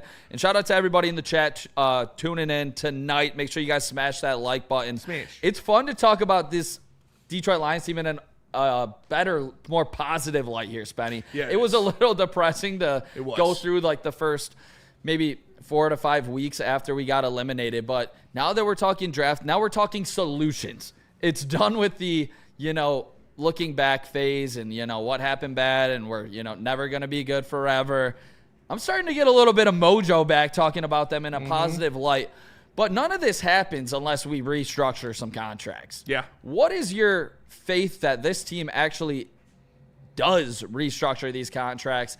Because if they do with Jared Goff, and that is going to obviously be the biggest one, it does extend his timeline as a Detroit Lion. Do you think that is a foregone conclusion that they do make this move? There is 100% no doubt in my mind that they are restructuring Jared Goff's contract. And, whether you like that or not, which, I mean, you want the out on Jared Goff. He's got a no-trade clause anyways, but he is their guy. They're staying with him rightfully or unjustly. And they have to do this because they have too many holes to fill. Like we've already talked about the amount of players they're losing in free agency, whether it's Alex Anzalone or Meek Robertson or any of their depth pieces defensively, or even DJ Reader or Roy Lopez that played really well for you in the interior of that defensive line.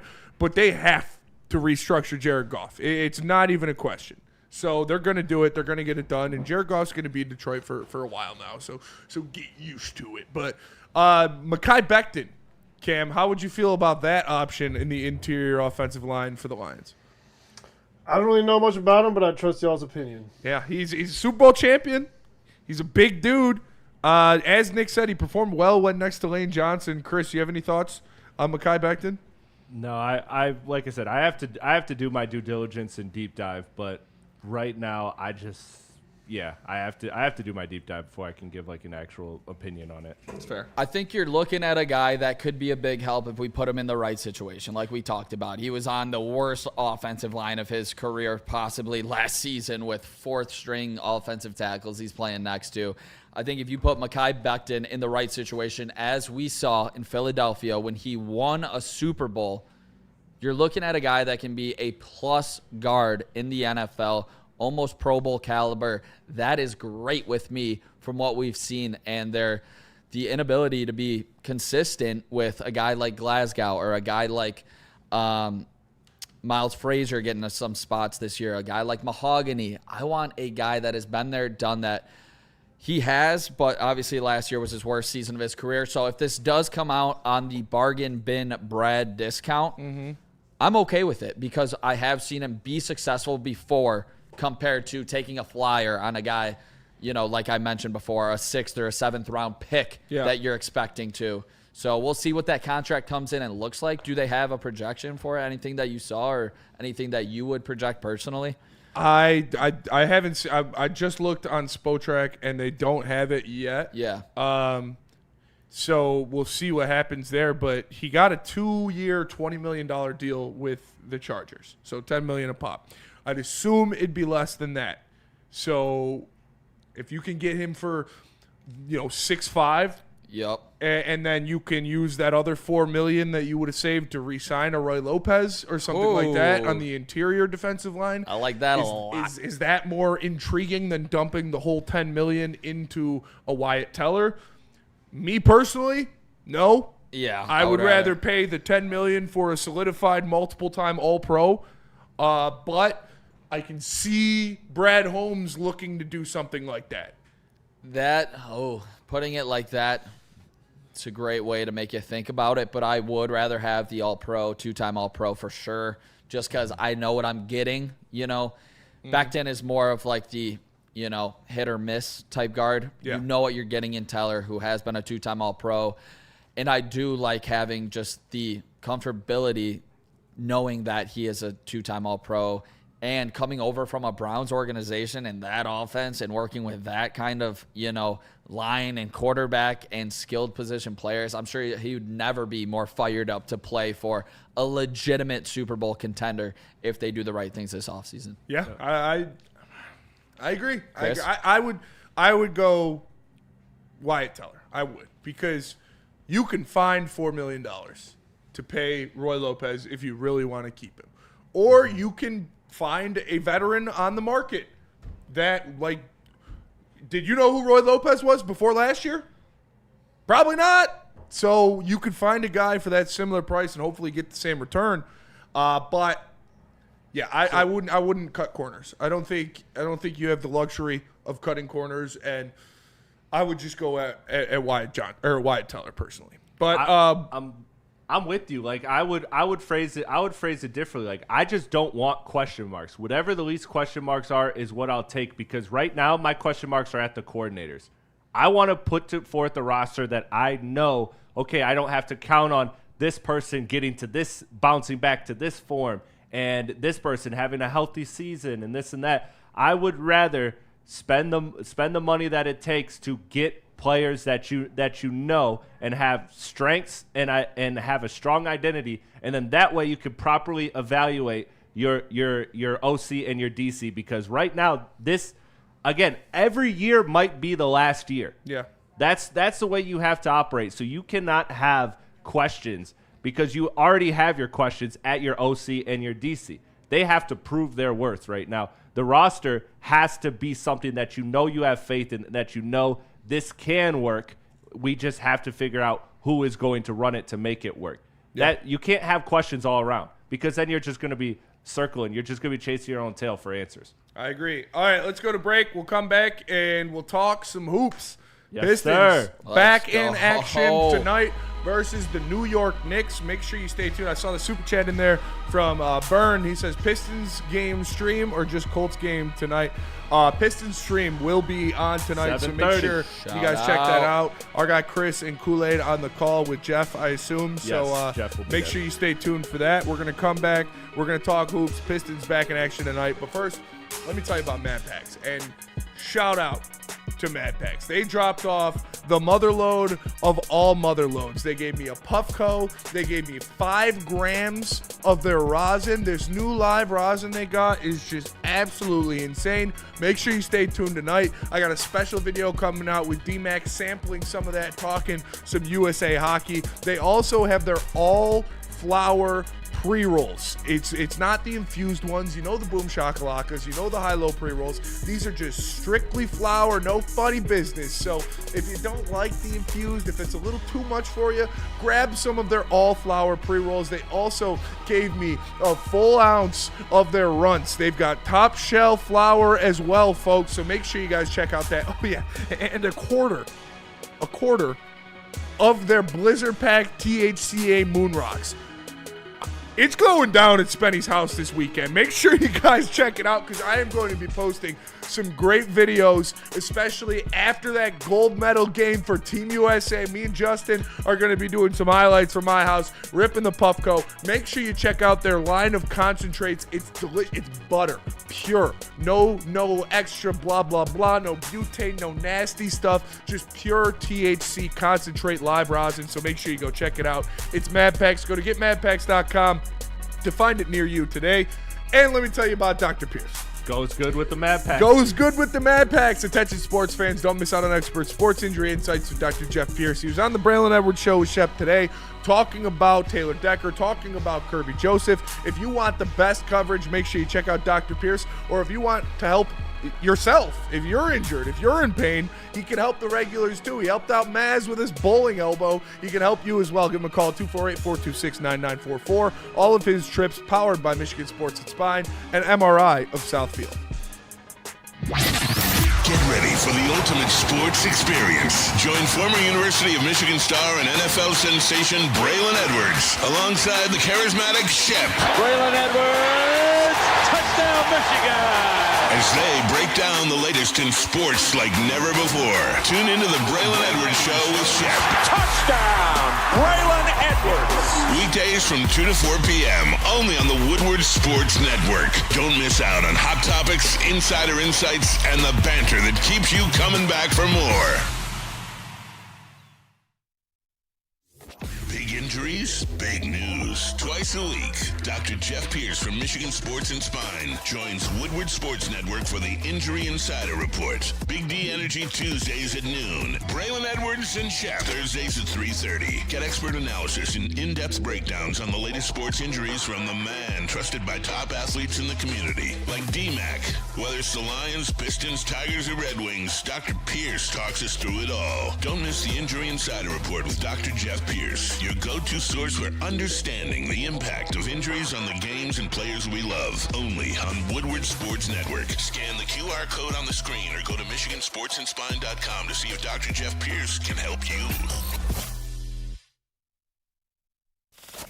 We don't like to brag that we are the toughest sports network in Detroit, but we do have a guy named Darren McCarty on our side. Woodward Sports. Sam Adams Cherry Wheat. $5 shorts at all Art and Jake's locations on Mondays, Thursdays, and Saturdays. Make sure you guys check it out. Delicious, delicious stuff brewed with real Michigan cherries. And you know, when we're at Art and Jake's in Northfield for the Michigan versus Michigan State watch party, we're going to be pounding the Sam Adams Cherry Wheats. Make sure you stay tuned this weekend. They're going to be sponsoring some of the watch parties, so we'll have them up. We'll have the placement. They'll have them out tonight for the Pistons watch party, so stay tuned with that. It's Sam Adams Cherry Wheat. Speaking of the Stones, the boys are back. The break is over and the embargo has lifted. Pistons basketball back tonight against the New York Knicks. Chris, this is your wheelhouse. Yeah. How is this game going to go down? No Jalen Duren, no Isaiah Stewart, still serving their suspensions. In New York, right? Yes. Face the Knicks? Yep. In New York, 7:30 start time. I believe it is on Prime. And look, as long as Jose Alvarado doesn't carry whatever he did going into the All-Star break out of the All-Star break, like we're good. We're good. He had 25 points in like 13 minutes or 18 minutes on 8 threes and had 5 steals. It was a ridiculous performance. Yeah. A hell of a debut for him. But no, I know that there's a lot of concern. Okay, you don't have Duren. Well, you haven't had Duren in any of the 3 games against the Knicks, or any of the previous 2, I should say, this season, and you've dominated them. You haven't had Stu in this one, so that's going to be a different look for the Pistons. But B-Ball Paul, I mean, look, he did like what are we calling it? A Hakeem Olajuwon impression? I say Kevin Garnett. Prime Kevin Garnett. Prime Kevin Garnett mixed with Hakeem Olajuwon. Yeah. With a little bit of playmaking. Yeah. It was a deadly combination. But no, I think that this Pistons MO doesn't change because one, we've seen the Pistons play very well in New York, play very comfortable in New York. And so I don't think that the home crowd, while it is going to be fired up, I think that the Pistons still want this moment. And I know that this is a game where the Knicks are favored, but I still think the Pistons got this one out, man. I think they do. I think they find a way to win this game because this Knicks team is just up and down, and this Pistons team has been consistent. I think they're gonna do what they've set out to do, and they're gonna sweep them here and set them up for a sweep in the playoffs. Yeah, and B-Ball Paul, obviously you're going to need him to shine in this one. He's going to be your starting center going into this. So expect Tolu Smith to get a lot of minutes as well. But I expect a big game out of Asar Thompson. I think he needs to be a guy that, as one of the best athletes on the floor, probably the best athlete on the floor at any given moment, unless he's playing his brother, he needs to be attacking the glass. He needs to be ferociously getting to the rim. You're going to have more of a spread than you normally do with the Pistons because of your two big men being out, so there should be some open lanes for him to attack.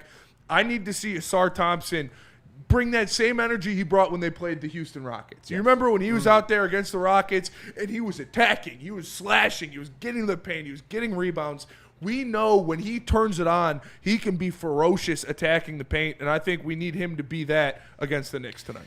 And the reason he can be that ferocious attacking the paint is if my guy, Duncan Robinson, gets going from the outside. You know that they are going to be aggressive, attacking Cade Cunningham, doubling him, trying to make his life a living hell in the Garden, because you know where he shines? At the Garden. Thanks. So if Duncan Robinson can score in double figures and shoot from an elite clip from outside, like he has in 4 of the last 5 games reaching double figures, Duncan Robinson can open things up for your MVP, best player on your team, Cade Cunningham, and guys like Asar Thompson to then cut to the lane to open things up for this whole entire offense. Because if you can close down the Garden, you're going to do it with big dunks, and you're going to do it with some silencing threes. Watch out for Duncan Robinson.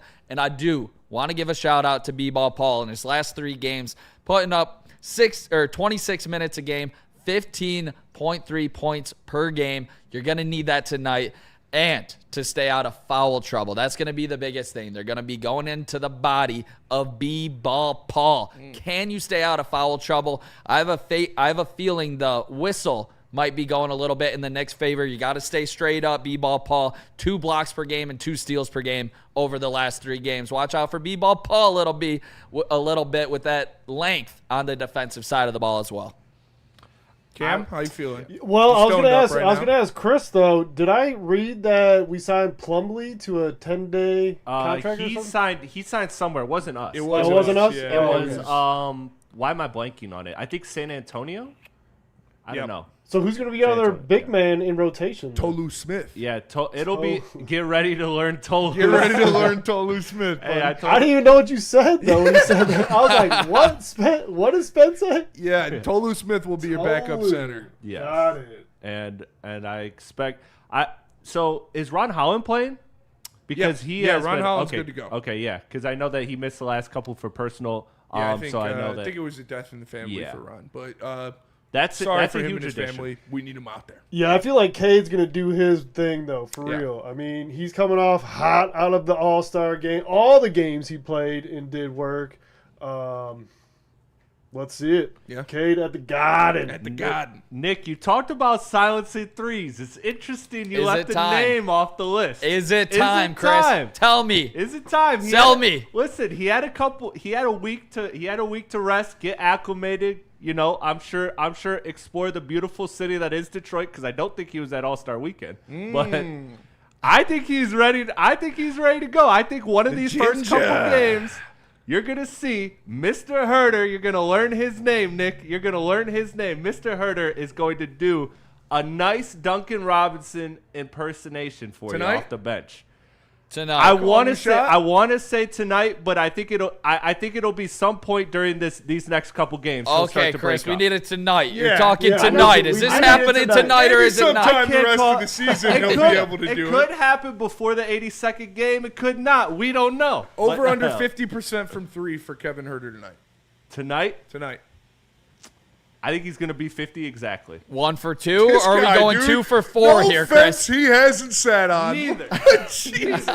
Jesus, Chris. This guy's shooting 30.6 from 3 on the season, going down from where he was over 31 since he's been a Piston. I don't think you can rely on this guy right now, let alone on the road in New York. You think this is the time that Kevin Herter gets going? I don't even know if he's going to get real minutes in this game, Chris. 2 for 4 from 3. 50% exactly. That's what I'm seeing. How many minutes do you think he gets? How many minutes? Over, under 12? Over.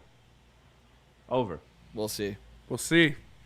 I hope I'm wrong. I mean, Kevin Herter could definitely be a little bit of a help in silencing these New York Knicks fans over, obviously in the city. God damn. Kevin right. Kevin Huerter, we need it. We need it. I need it. I fucking need it. God damn, would be great if It'll this guy happen could rip some someday, threes. maybe, if you believe. I need it. Yeah, that would be great, Chris. Do you actually believe, though? No, I do. This is where it starts, think, down the stretch. Because you do see every year, you see a lot of people post All-Star break. Like, there are certain people that pop in terms of their shooting numbers. We've seen Cade do it a couple years ago. Like, we've seen even Paolo, who's not even a shooter, have like a really hot stretch after the All-Star. Somebody does it, and I think with Huerter being uncharacteristically down this year, I think that this is a candidate I would look at to have a strong stretch of games. Now, I don't know if that starts right away after All-Star break or if it's a couple games after that, but I do think that you're going to see in the coming weeks here a good stretch from Kevin Huerter, and I think you'll see a surge, a bounce back closer to his 40% that he's been in previous past. So do the it Pistons happens every win year. this game tonight? I do. I said they win. Yeah. I said they win, and they win off of the MVP performance of Cade Cunningham, because for some reason some people still have Jalen Brunson on their MVP ballot over Cade Cunningham. Don't know why that's a thing, but that is something that I think Cade will dispel tonight. Again, Cade's at home tonight. This is a home game for Cade. This is. He loves playing in the Garden. He's comfortable here. So we think Cade Cunningham has a big performance. Obviously, he played in the All-Star game, played 3 of the 4 games in this All-Star game. Didn't get the normal rest like everybody else would. Are you guys expecting Cade Cunningham to truly take over, even though without his, Robin, Jalen Duren in here to take some pressure off of him, no Isaiah Stewart to take some pressure off of him? Can Cade Cunningham handle everything that the Knicks are going to throw at him tonight? Sorry. Yes. I think he can. I think he's gonna go out there. I think he's gonna take care of business. It looked me right in the face, but just looking me right in the eye. But I think Cade Cunningham will be up to task. I think that is gonna be the least of your worries. Like, that is a tale as old as time in the NBA. Star shows out at the Garden. Cade's going to go out there. He's going to give you, 30 and 10 with a couple blocks and a couple steals and 6 rebounds. You need somebody else. Yeah. You need somebody else to step up, whether it be Asar Thompson, whether it be Paul Reed, whether it be Kevin Huerter. You need somebody else to go out there and give you some clutch buckets down the stretch, because we know, much like the Lions offense, when the Lions offense bogs down, they just run behind Penei Sewell. When the Pistons offense bogs down, they just run a high screen and roll with Jalen Duren and Cade Cunningham. So you're going to need somebody else to fill that. Can B-Ball Paul be that screen setter that Cade likes to roll off of? I think he can. Or one last name, Tobias Harris. Pistons are undefeated. Pistons are undefeated when Tobias gets 20. Tobias gets 20 tonight. Put your kid's college fund on it. We're going. There you go. I want to see Tobias hit the boards tonight. Obviously, no Duren, no Isaiah Stewart. You need that size at the power forward spot to be able to lock down some big time rebounds, going up with Cat, going up with different players on the Knicks. You got to hit the boards, especially on the defensive side for the Pistons. You can't give the Knicks second point chance or second opportunities in this game specifically without Jalen Duren, without Isaiah Stewart. These boys got to clean up on the glass. I wouldn't mind sprinkling a Cade triple-double here. I was gonna say over on his rebounds. I don't trust the assists right now with the way this team's looking to get to 10. He doesn't trust the best playmaker Doesn't in the trust NBA. the number 1 assist man in the league to get 10 Fellas, assists. how many assists does he get in the game to Jalen Duren? 3, 4 easy ones? What did he get assist-wise against the Knicks without Jalen Duren the past 2 games? Check That is it the out. question we need to ask. I think it was 9 or 10. I was cooking up a little $10 one. Let me know. Yeah, we'll of course see. you were. I saw those fingers Basketball, burning. Paul. Basketball. I would take the over on rebounds for Cade, though. Yeah. Whatever his gonna rebounds need is, to probably like 6 or somewhere around there. I would probably take the over on rebounds for Cade. Yeah, I'm excited to see this game tonight. Honestly, every time the Pistons play the Knicks now, it's must-see TV. I had a buddy hit me up saying if you want to watch the game together, I'm thinking about, going out maybe downtown and checking out this game. But at that point, if you are going out, you got to call before and make sure they have Prime Video. That's true. To be a rookie move to That show up is somewhere true. and not know that. Man, what a nightmare. Very true. Yeah, we're Pro going tip out for for the you. game. You pull Yeah. up, they got luge on. Curling gold medal. Yeah, you know I love the Olympics, but fuck, man. Chris, any final words before we hit the break on this Pistons versus Knicks matchup? You got the watch party tonight. Tell the people what they can expect and your final words on the Stones. Final words on the Stones are gonna be the two words that you know, and that's Detroit basketball. But I'm gonna save my breath for that when I'm doing it on stream with my brothers Kool-Aid and Jeff. Will be breaking down the game, and my friend John Adams, he'll be in the building. He'll be at Madison Square Garden in his Detroit Pistons gear, ready to rock and roll and show him what Detroit is about. He says it's like being public enemy #1 there. He says he cannot wear his Detroit stuff out or else he gets like genuinely harassed at like bars and stuff. Yeah. Shout out. So good. Shout out. I love a good rivalry. Yeah. I love a Bring good it on. rivalry. Yeah. Fuck the Knicks. Have fun. Have fun. the Knicks. In-season tourney. Hang that banner. # hang that banner. Absolutely. And we're gonna is Justin on? Justin is on. Justin is on. We're going to go to break. We're going to come back. We're going to talk to Justin a little bit. Let's bit of go. USA hockey, a little bit of Red Wings trade rumors, a little bit of Michigan versus Duke watch party coming up this weekend. But first, tell us about BlackRock. I'll tell you about BlackRock, cuz. Are you looking for dinner plans that sizzle? Head to BlackRock Bar and Grill, home of the Steak on the Stone. Treat yourself on Tuesdays with their Tasty Tuesday special. For just $13.99, you can feast on a ½ pound of ribs, coconut shrimp, and fries. God damn. Then start your weekend with Sizzling Thursdays. You'll get a 6-ounce sirloin, shrimp scampi, and your choice of super salad and a side for all of $19.99. God damn. It's not just a meal, it's an experience. Check them out at BlackRockRestaurants.com. Those are some good deals. What about Tell Jungle us about Jungle Juice. Oh, you guys want to hear about good deals? I got them for you. Jungle Juice is a bold, high-performance cannabis brand where raw power meets rugged innovation. Unapologetic, authentic, and built for those who demand the best. Big oil, smooth performance. The new 2GXL delivers 2,000 milligrams THC with all gas, no leaks. Upgraded hardware, zero hassle, designed to be a clog-resistant, inhale-activated, and USB-C rechargeable for a seamless user experience. Jungle Juice 2-gram XL comes with 12 strain options. Damn. Jungle Juice can be found in over 250 dispensaries in Michigan. Damn. Follow Jungle Juice on Instagram at GetJungleJuice. Check it out. Check it out. No one gives away more cash and prizes than Woodward Sports. You don't believe us? Here's our latest $10,000 winner. You know, you guys posted, hey, if you guess all this stuff right, we'll give it's $10,000. I'm like, okay, well, why the hell not? And the winning doesn't stop there. How about our Outkick Your Coverage winner? I think you won. We got Tully, everybody.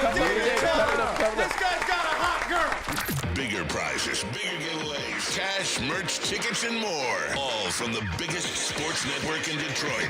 No one does it bigger and better than Woodward Sports. Make sure you're following, liking, subscribing on Instagram, Facebook, X, and YouTube for your chances to share in the winning. From Detroit's #1 sports network, Woodward Sports. Why do we fight? We fight to protect the innocent, to hold the powerful accountable, to bring the oppressors to justice. Why do we fight? We fight to secure and preserve our civil liberties, to get each and every one of our clients the justice they deserve, and to make the lives of real people just like you whole again. ThenFights.com. Find your sun with Sun Cruiser Vodka Iced Tea. Made with real iced tea and real vodka. Cold, refreshing, and made for moments like these all year long. Let the good times cruise with Sun Cruiser. A ton of fun, a ton of sports, and a ton of man-meat. Welcome to the Woodward Heavyweights, live daily 5 to 7 p.m. on Woodward Sports. corporations, the gov, even your flippin' insurance agency will do whatever it takes to minimize their liability and withhold your compensation. So when something goes wrong, make Ven Johnson your first call and get a fighter in your corner. Contact Ven today at venfights.com. And sports in Detroit just got smoother with Sun Cruiser Vodka Iced Tea and Woodward Sports Network. Real vodka, real iced tea, no fudge and bubbles, just a clean, crisp sip that won't fill you up on game day. Only 100 calories, 4.5% alcohol, perfect for tailgates, couch gates, or wherever you're watching your favorite sports team. So this season, let the good times cruise with Sun Cruiser and Woodward Sports. Please drink responsibly. Let's go. Shout out, Cam. Welcome back to the Woodward Heavyweights live on Woodward Sports. I am Spencer Raxter. He is Nicholas Kohloff. We got Sweet Potato Cam in the sound booth and our guy Chris Platte Pods. Make sure you tap in to the Pistons watch party tonight. And now we are joined by the hockey mind of the network and the co-host of the Michigan Streams and Woodward Wings. Let's go. Our guy, For the women, baby. Come USA, on, USA, motherfuckers. There you go. Big win by the ladies. Justin, first of all, initial reactions to that OT winner by Megan Keller. Oh, dude. The Farmington Megan Hills Keller, native. you are gross. And I mean in the hockey term. Holy shit. Yeah, what that a was goal to have the confidence to put it. Oh, whoops. This guy, Chris, first time on the sticks. My bad. Come on, Chris. My bad. But what a My bad. snipe by I saw one her. had to And then cut shout off. out to Hillary Knight going home with a ring and a gold medal, marrying her, proposing to her fiance, Brittany Bowe, and becoming the greatest goal scorer in U.S. women's history, leading the way in the Olympics. Shout out to Hillary Knight and Megan Keller, Michigan native. She deserves those flowers. That's the type of heated rivalry I'm trying to watch. Like, can we yeah. get a heated rivalry for the women's USA team? Like that's a movie I'd watch. But no, shout out. Yeah, like you said, Hillary Knight. She is the greatest goal scorer in the history of women's Olympic hockey, and now she is a two-time gold medalist. So shout out to her, man. It's awesome. And as well, Carpenter, her teammate, who was left off the 2018 Pyeongchang Olympic team where they won the gold, she's able to get her revenge and get that gold where she had to sit at home and watch. I love seeing that for her. She was very emotional during the ceremony as she was getting her gold medal. I loved seeing her and her reaction. And U.S. getting that gold, inches above right there in second place now. So that's a big-time move for everybody. And switching over right here to the men's a little bit, Justin, we all watched let's go. transpired yesterday, and it was a great U.S. victory to move to the semis. In this game, though, we saw a couple Red Wings truly shine. Before we get to the U.S., I want to hit on Lucas Raymond because he truly did look like the alpha dog for the Swedes, and I want to ask you, how will this translate to the rest of the season for the Red Wings?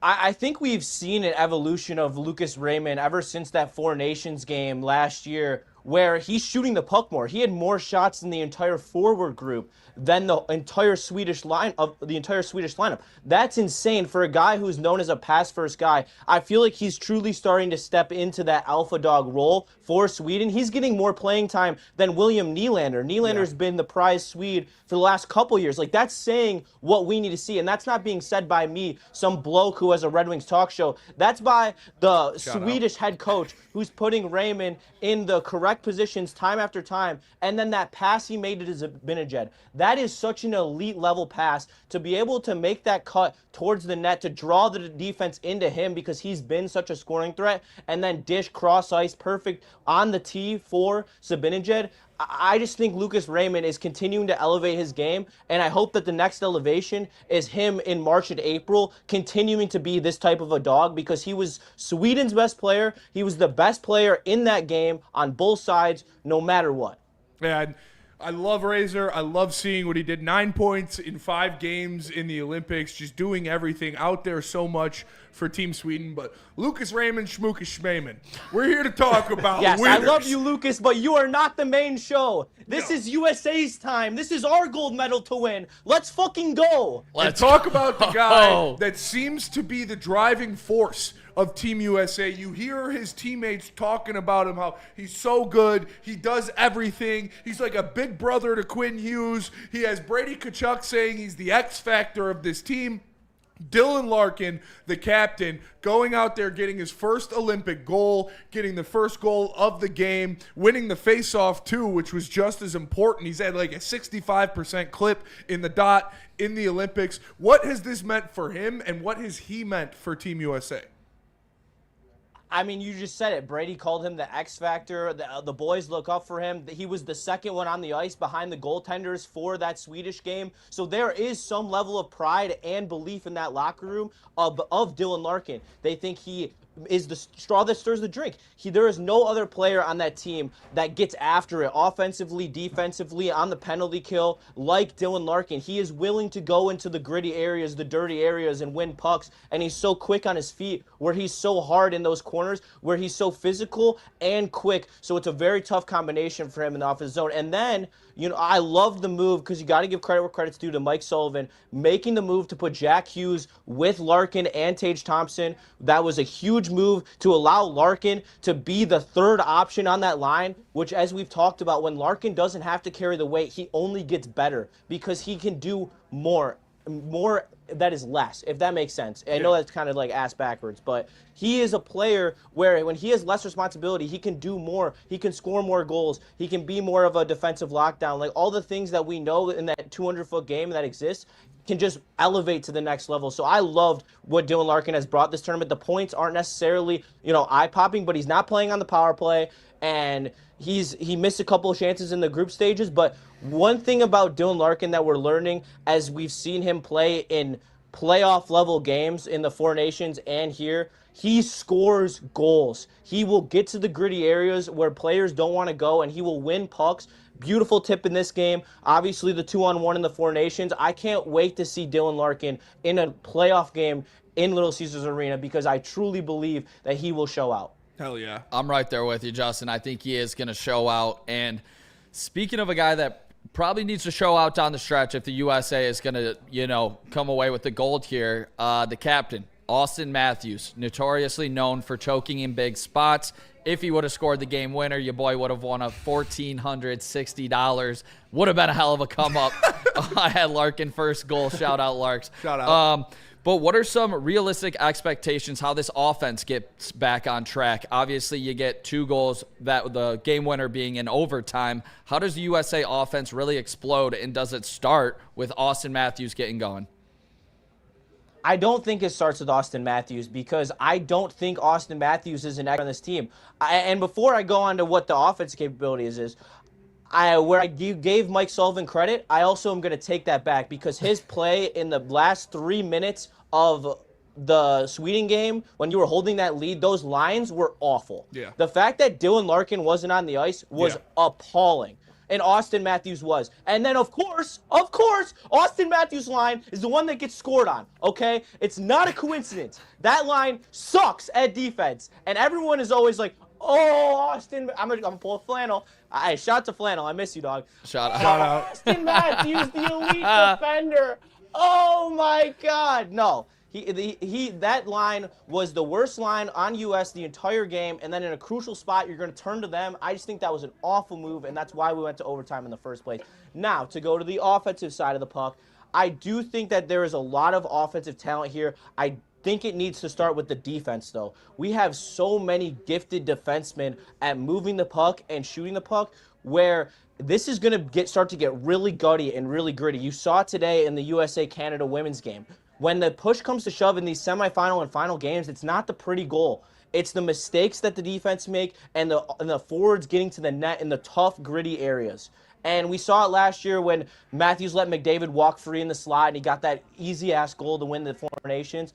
I really think that it starts with Quinn Hughes and Zach Werenski facilitating the offense to get to the front of the net, where you can take advantage of the fact that you have Jack Eichel, Brady Tkachuk, Matthew Tkachuk, Tage Thompson. Like, you have some loads in your offensive forward group, and you need to get them going in front of the net, because this is not going to be a pretty game when you play Canada, especially because they're only tilting one time this tournament. They don't have that initial game to get all the drop the gloves and all that. extracurriculars that they had in the Four Nations. True. There is going to be a new level of edge that this game has. Hopefully on Sunday, if they both make it through, which they're both prohibitive favorites, so I hope so. I'm very excited.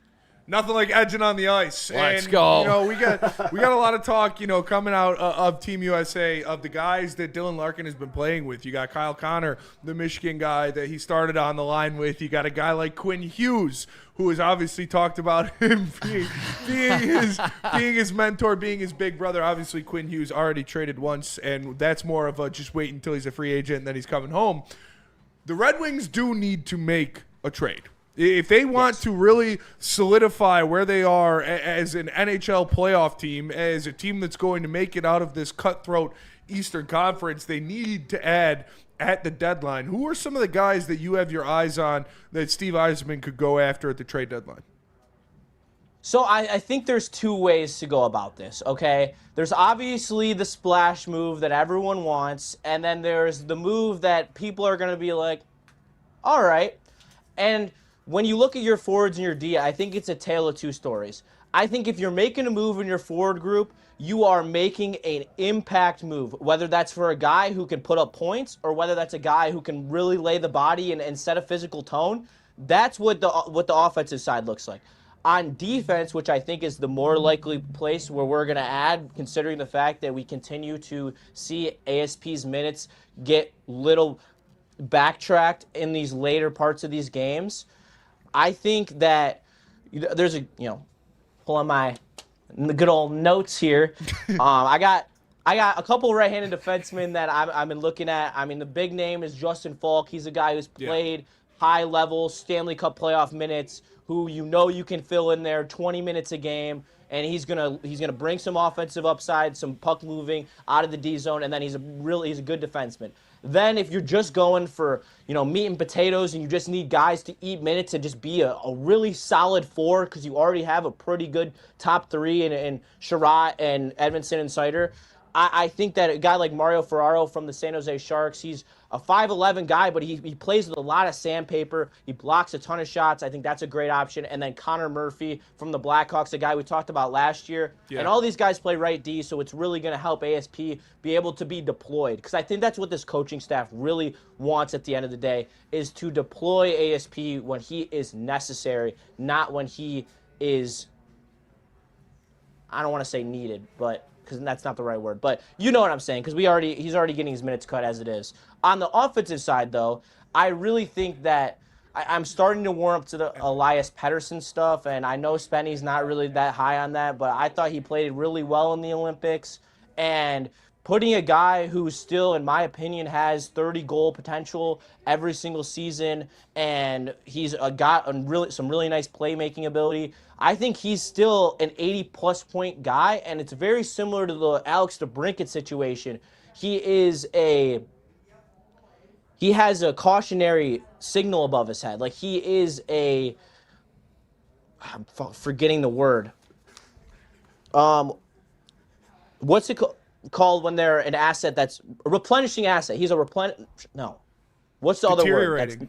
Thank you, Spenny. I've been thinking about that for the last 5 minutes. Deteriorating asset. That is what he is. But he's a guy who has put up an over 100-point season. I think that's a type of move that Steve Yzerman looks for and wants to make. I really am starting to warm up to that idea. I'm excited to hear what Spenny thinks. But then, obviously, I've been all over Trocheck and O'Reilly all since we've gotten to the trade deadline talks. I think those are two Cs who really bring your top six into a new level. Yeah, I would go Trocheck. I think that my money would be on, obviously Ryan O'Reilly would be nice, but I think you might have to overpay for him, while Trocheck you could get on kind of a discount because of the fire sale in New York, and that face-off circle is so important in these tough games, and obviously we see what he's doing for Team USA. Anytime we need a face-off, he's out there, so I would definitely go with him. Yeah, I think Trocheck is really appealing. However, I just think that there's a lot of buzz around the Minnesota Wild, and Bill Guerin, their GM, really loves him, picking him in back-to-back best on best tournaments when he's not necessarily the best guy, but he's a good fit. I'm really intrigued to see how that plays out. But as we know, Quinn Hughes was destined to go to Detroit according to everyone, and then he ends up in Minnesota. So you never know. Yeah. And shout out to Justin, who will be joining myself on Saturday. Stream starts at 6:15 for the top 3 matchup, potential championship matchup between the Michigan Wolverines and Duke Blue Devils, the 2 top teams on Ken Palm. Justin, you really haven't talked too much Michigan basketball since being at college. How excited are you for this matchup, and why should the people tap in? Hand me the pill, Nick. I've been waiting. I'm not just a hockey guy. I love college basketball. Let's man. go. And this Michigan team is a wagon, baby. Let's go. It's hard to compare them, but they truly are more dominant than that 2013 team with Trey Burke on it that went to the national championship. They run 10 men deep. They can beat you in any way. They can run any lineup. They can run 3 guards. They can run 3 big men. They can run 2 guards, a small forward, and 2 centers. It doesn't matter. And that level of depth is just so hard to compete against. I really think that they're going to come out and they're going to smack Duke. I think they're going to win by 5 or 6 points. And I think that you're going to see Duke just lose the gas at the end of the games. They're known for that. They choked a big game to UNC earlier in the year where they were in control the whole way, and then the last 5 minutes just absolutely collapsed. I don't think they have the guard play that Michigan has, and then defensively, Michigan's otherworldly. So I'm really excited for this game. We're going to be going off the rails. I mean, you know how me and Nick do it for Michigan games. A bunch of screaming, a bunch of yelling, chirps. It's cinema. So make sure you tap in on Saturday. Me and Nick, we got a couple interns coming in. My boy B-Lad, we used to play baseball together. So we're going to get active. Shout out. So shout out to Justin. Stay tuned for that. And then Sunday for USA, hopefully, versus maybe not Canada, hopefully, in the gold medal game in the Olympics. We want Canada. No. We want Canada. Yeah. I want Canada. I'd rather not have Canada personally. Sorry, Finland. I wanted against Canada. If you're the best, I want to beat the best. Let's go, USA. Ooh. There you go. Drop. USA, Justin, baby. we appreciate you. That'll do it for us today. Appreciate y'all tapping in. For Nick, for Karen, Shout out. for Chris, for Justin, I'm Spencer with the Heavyweights. We'll see you guys tomorrow. Peace. Pistons stream up next. Pistons stream.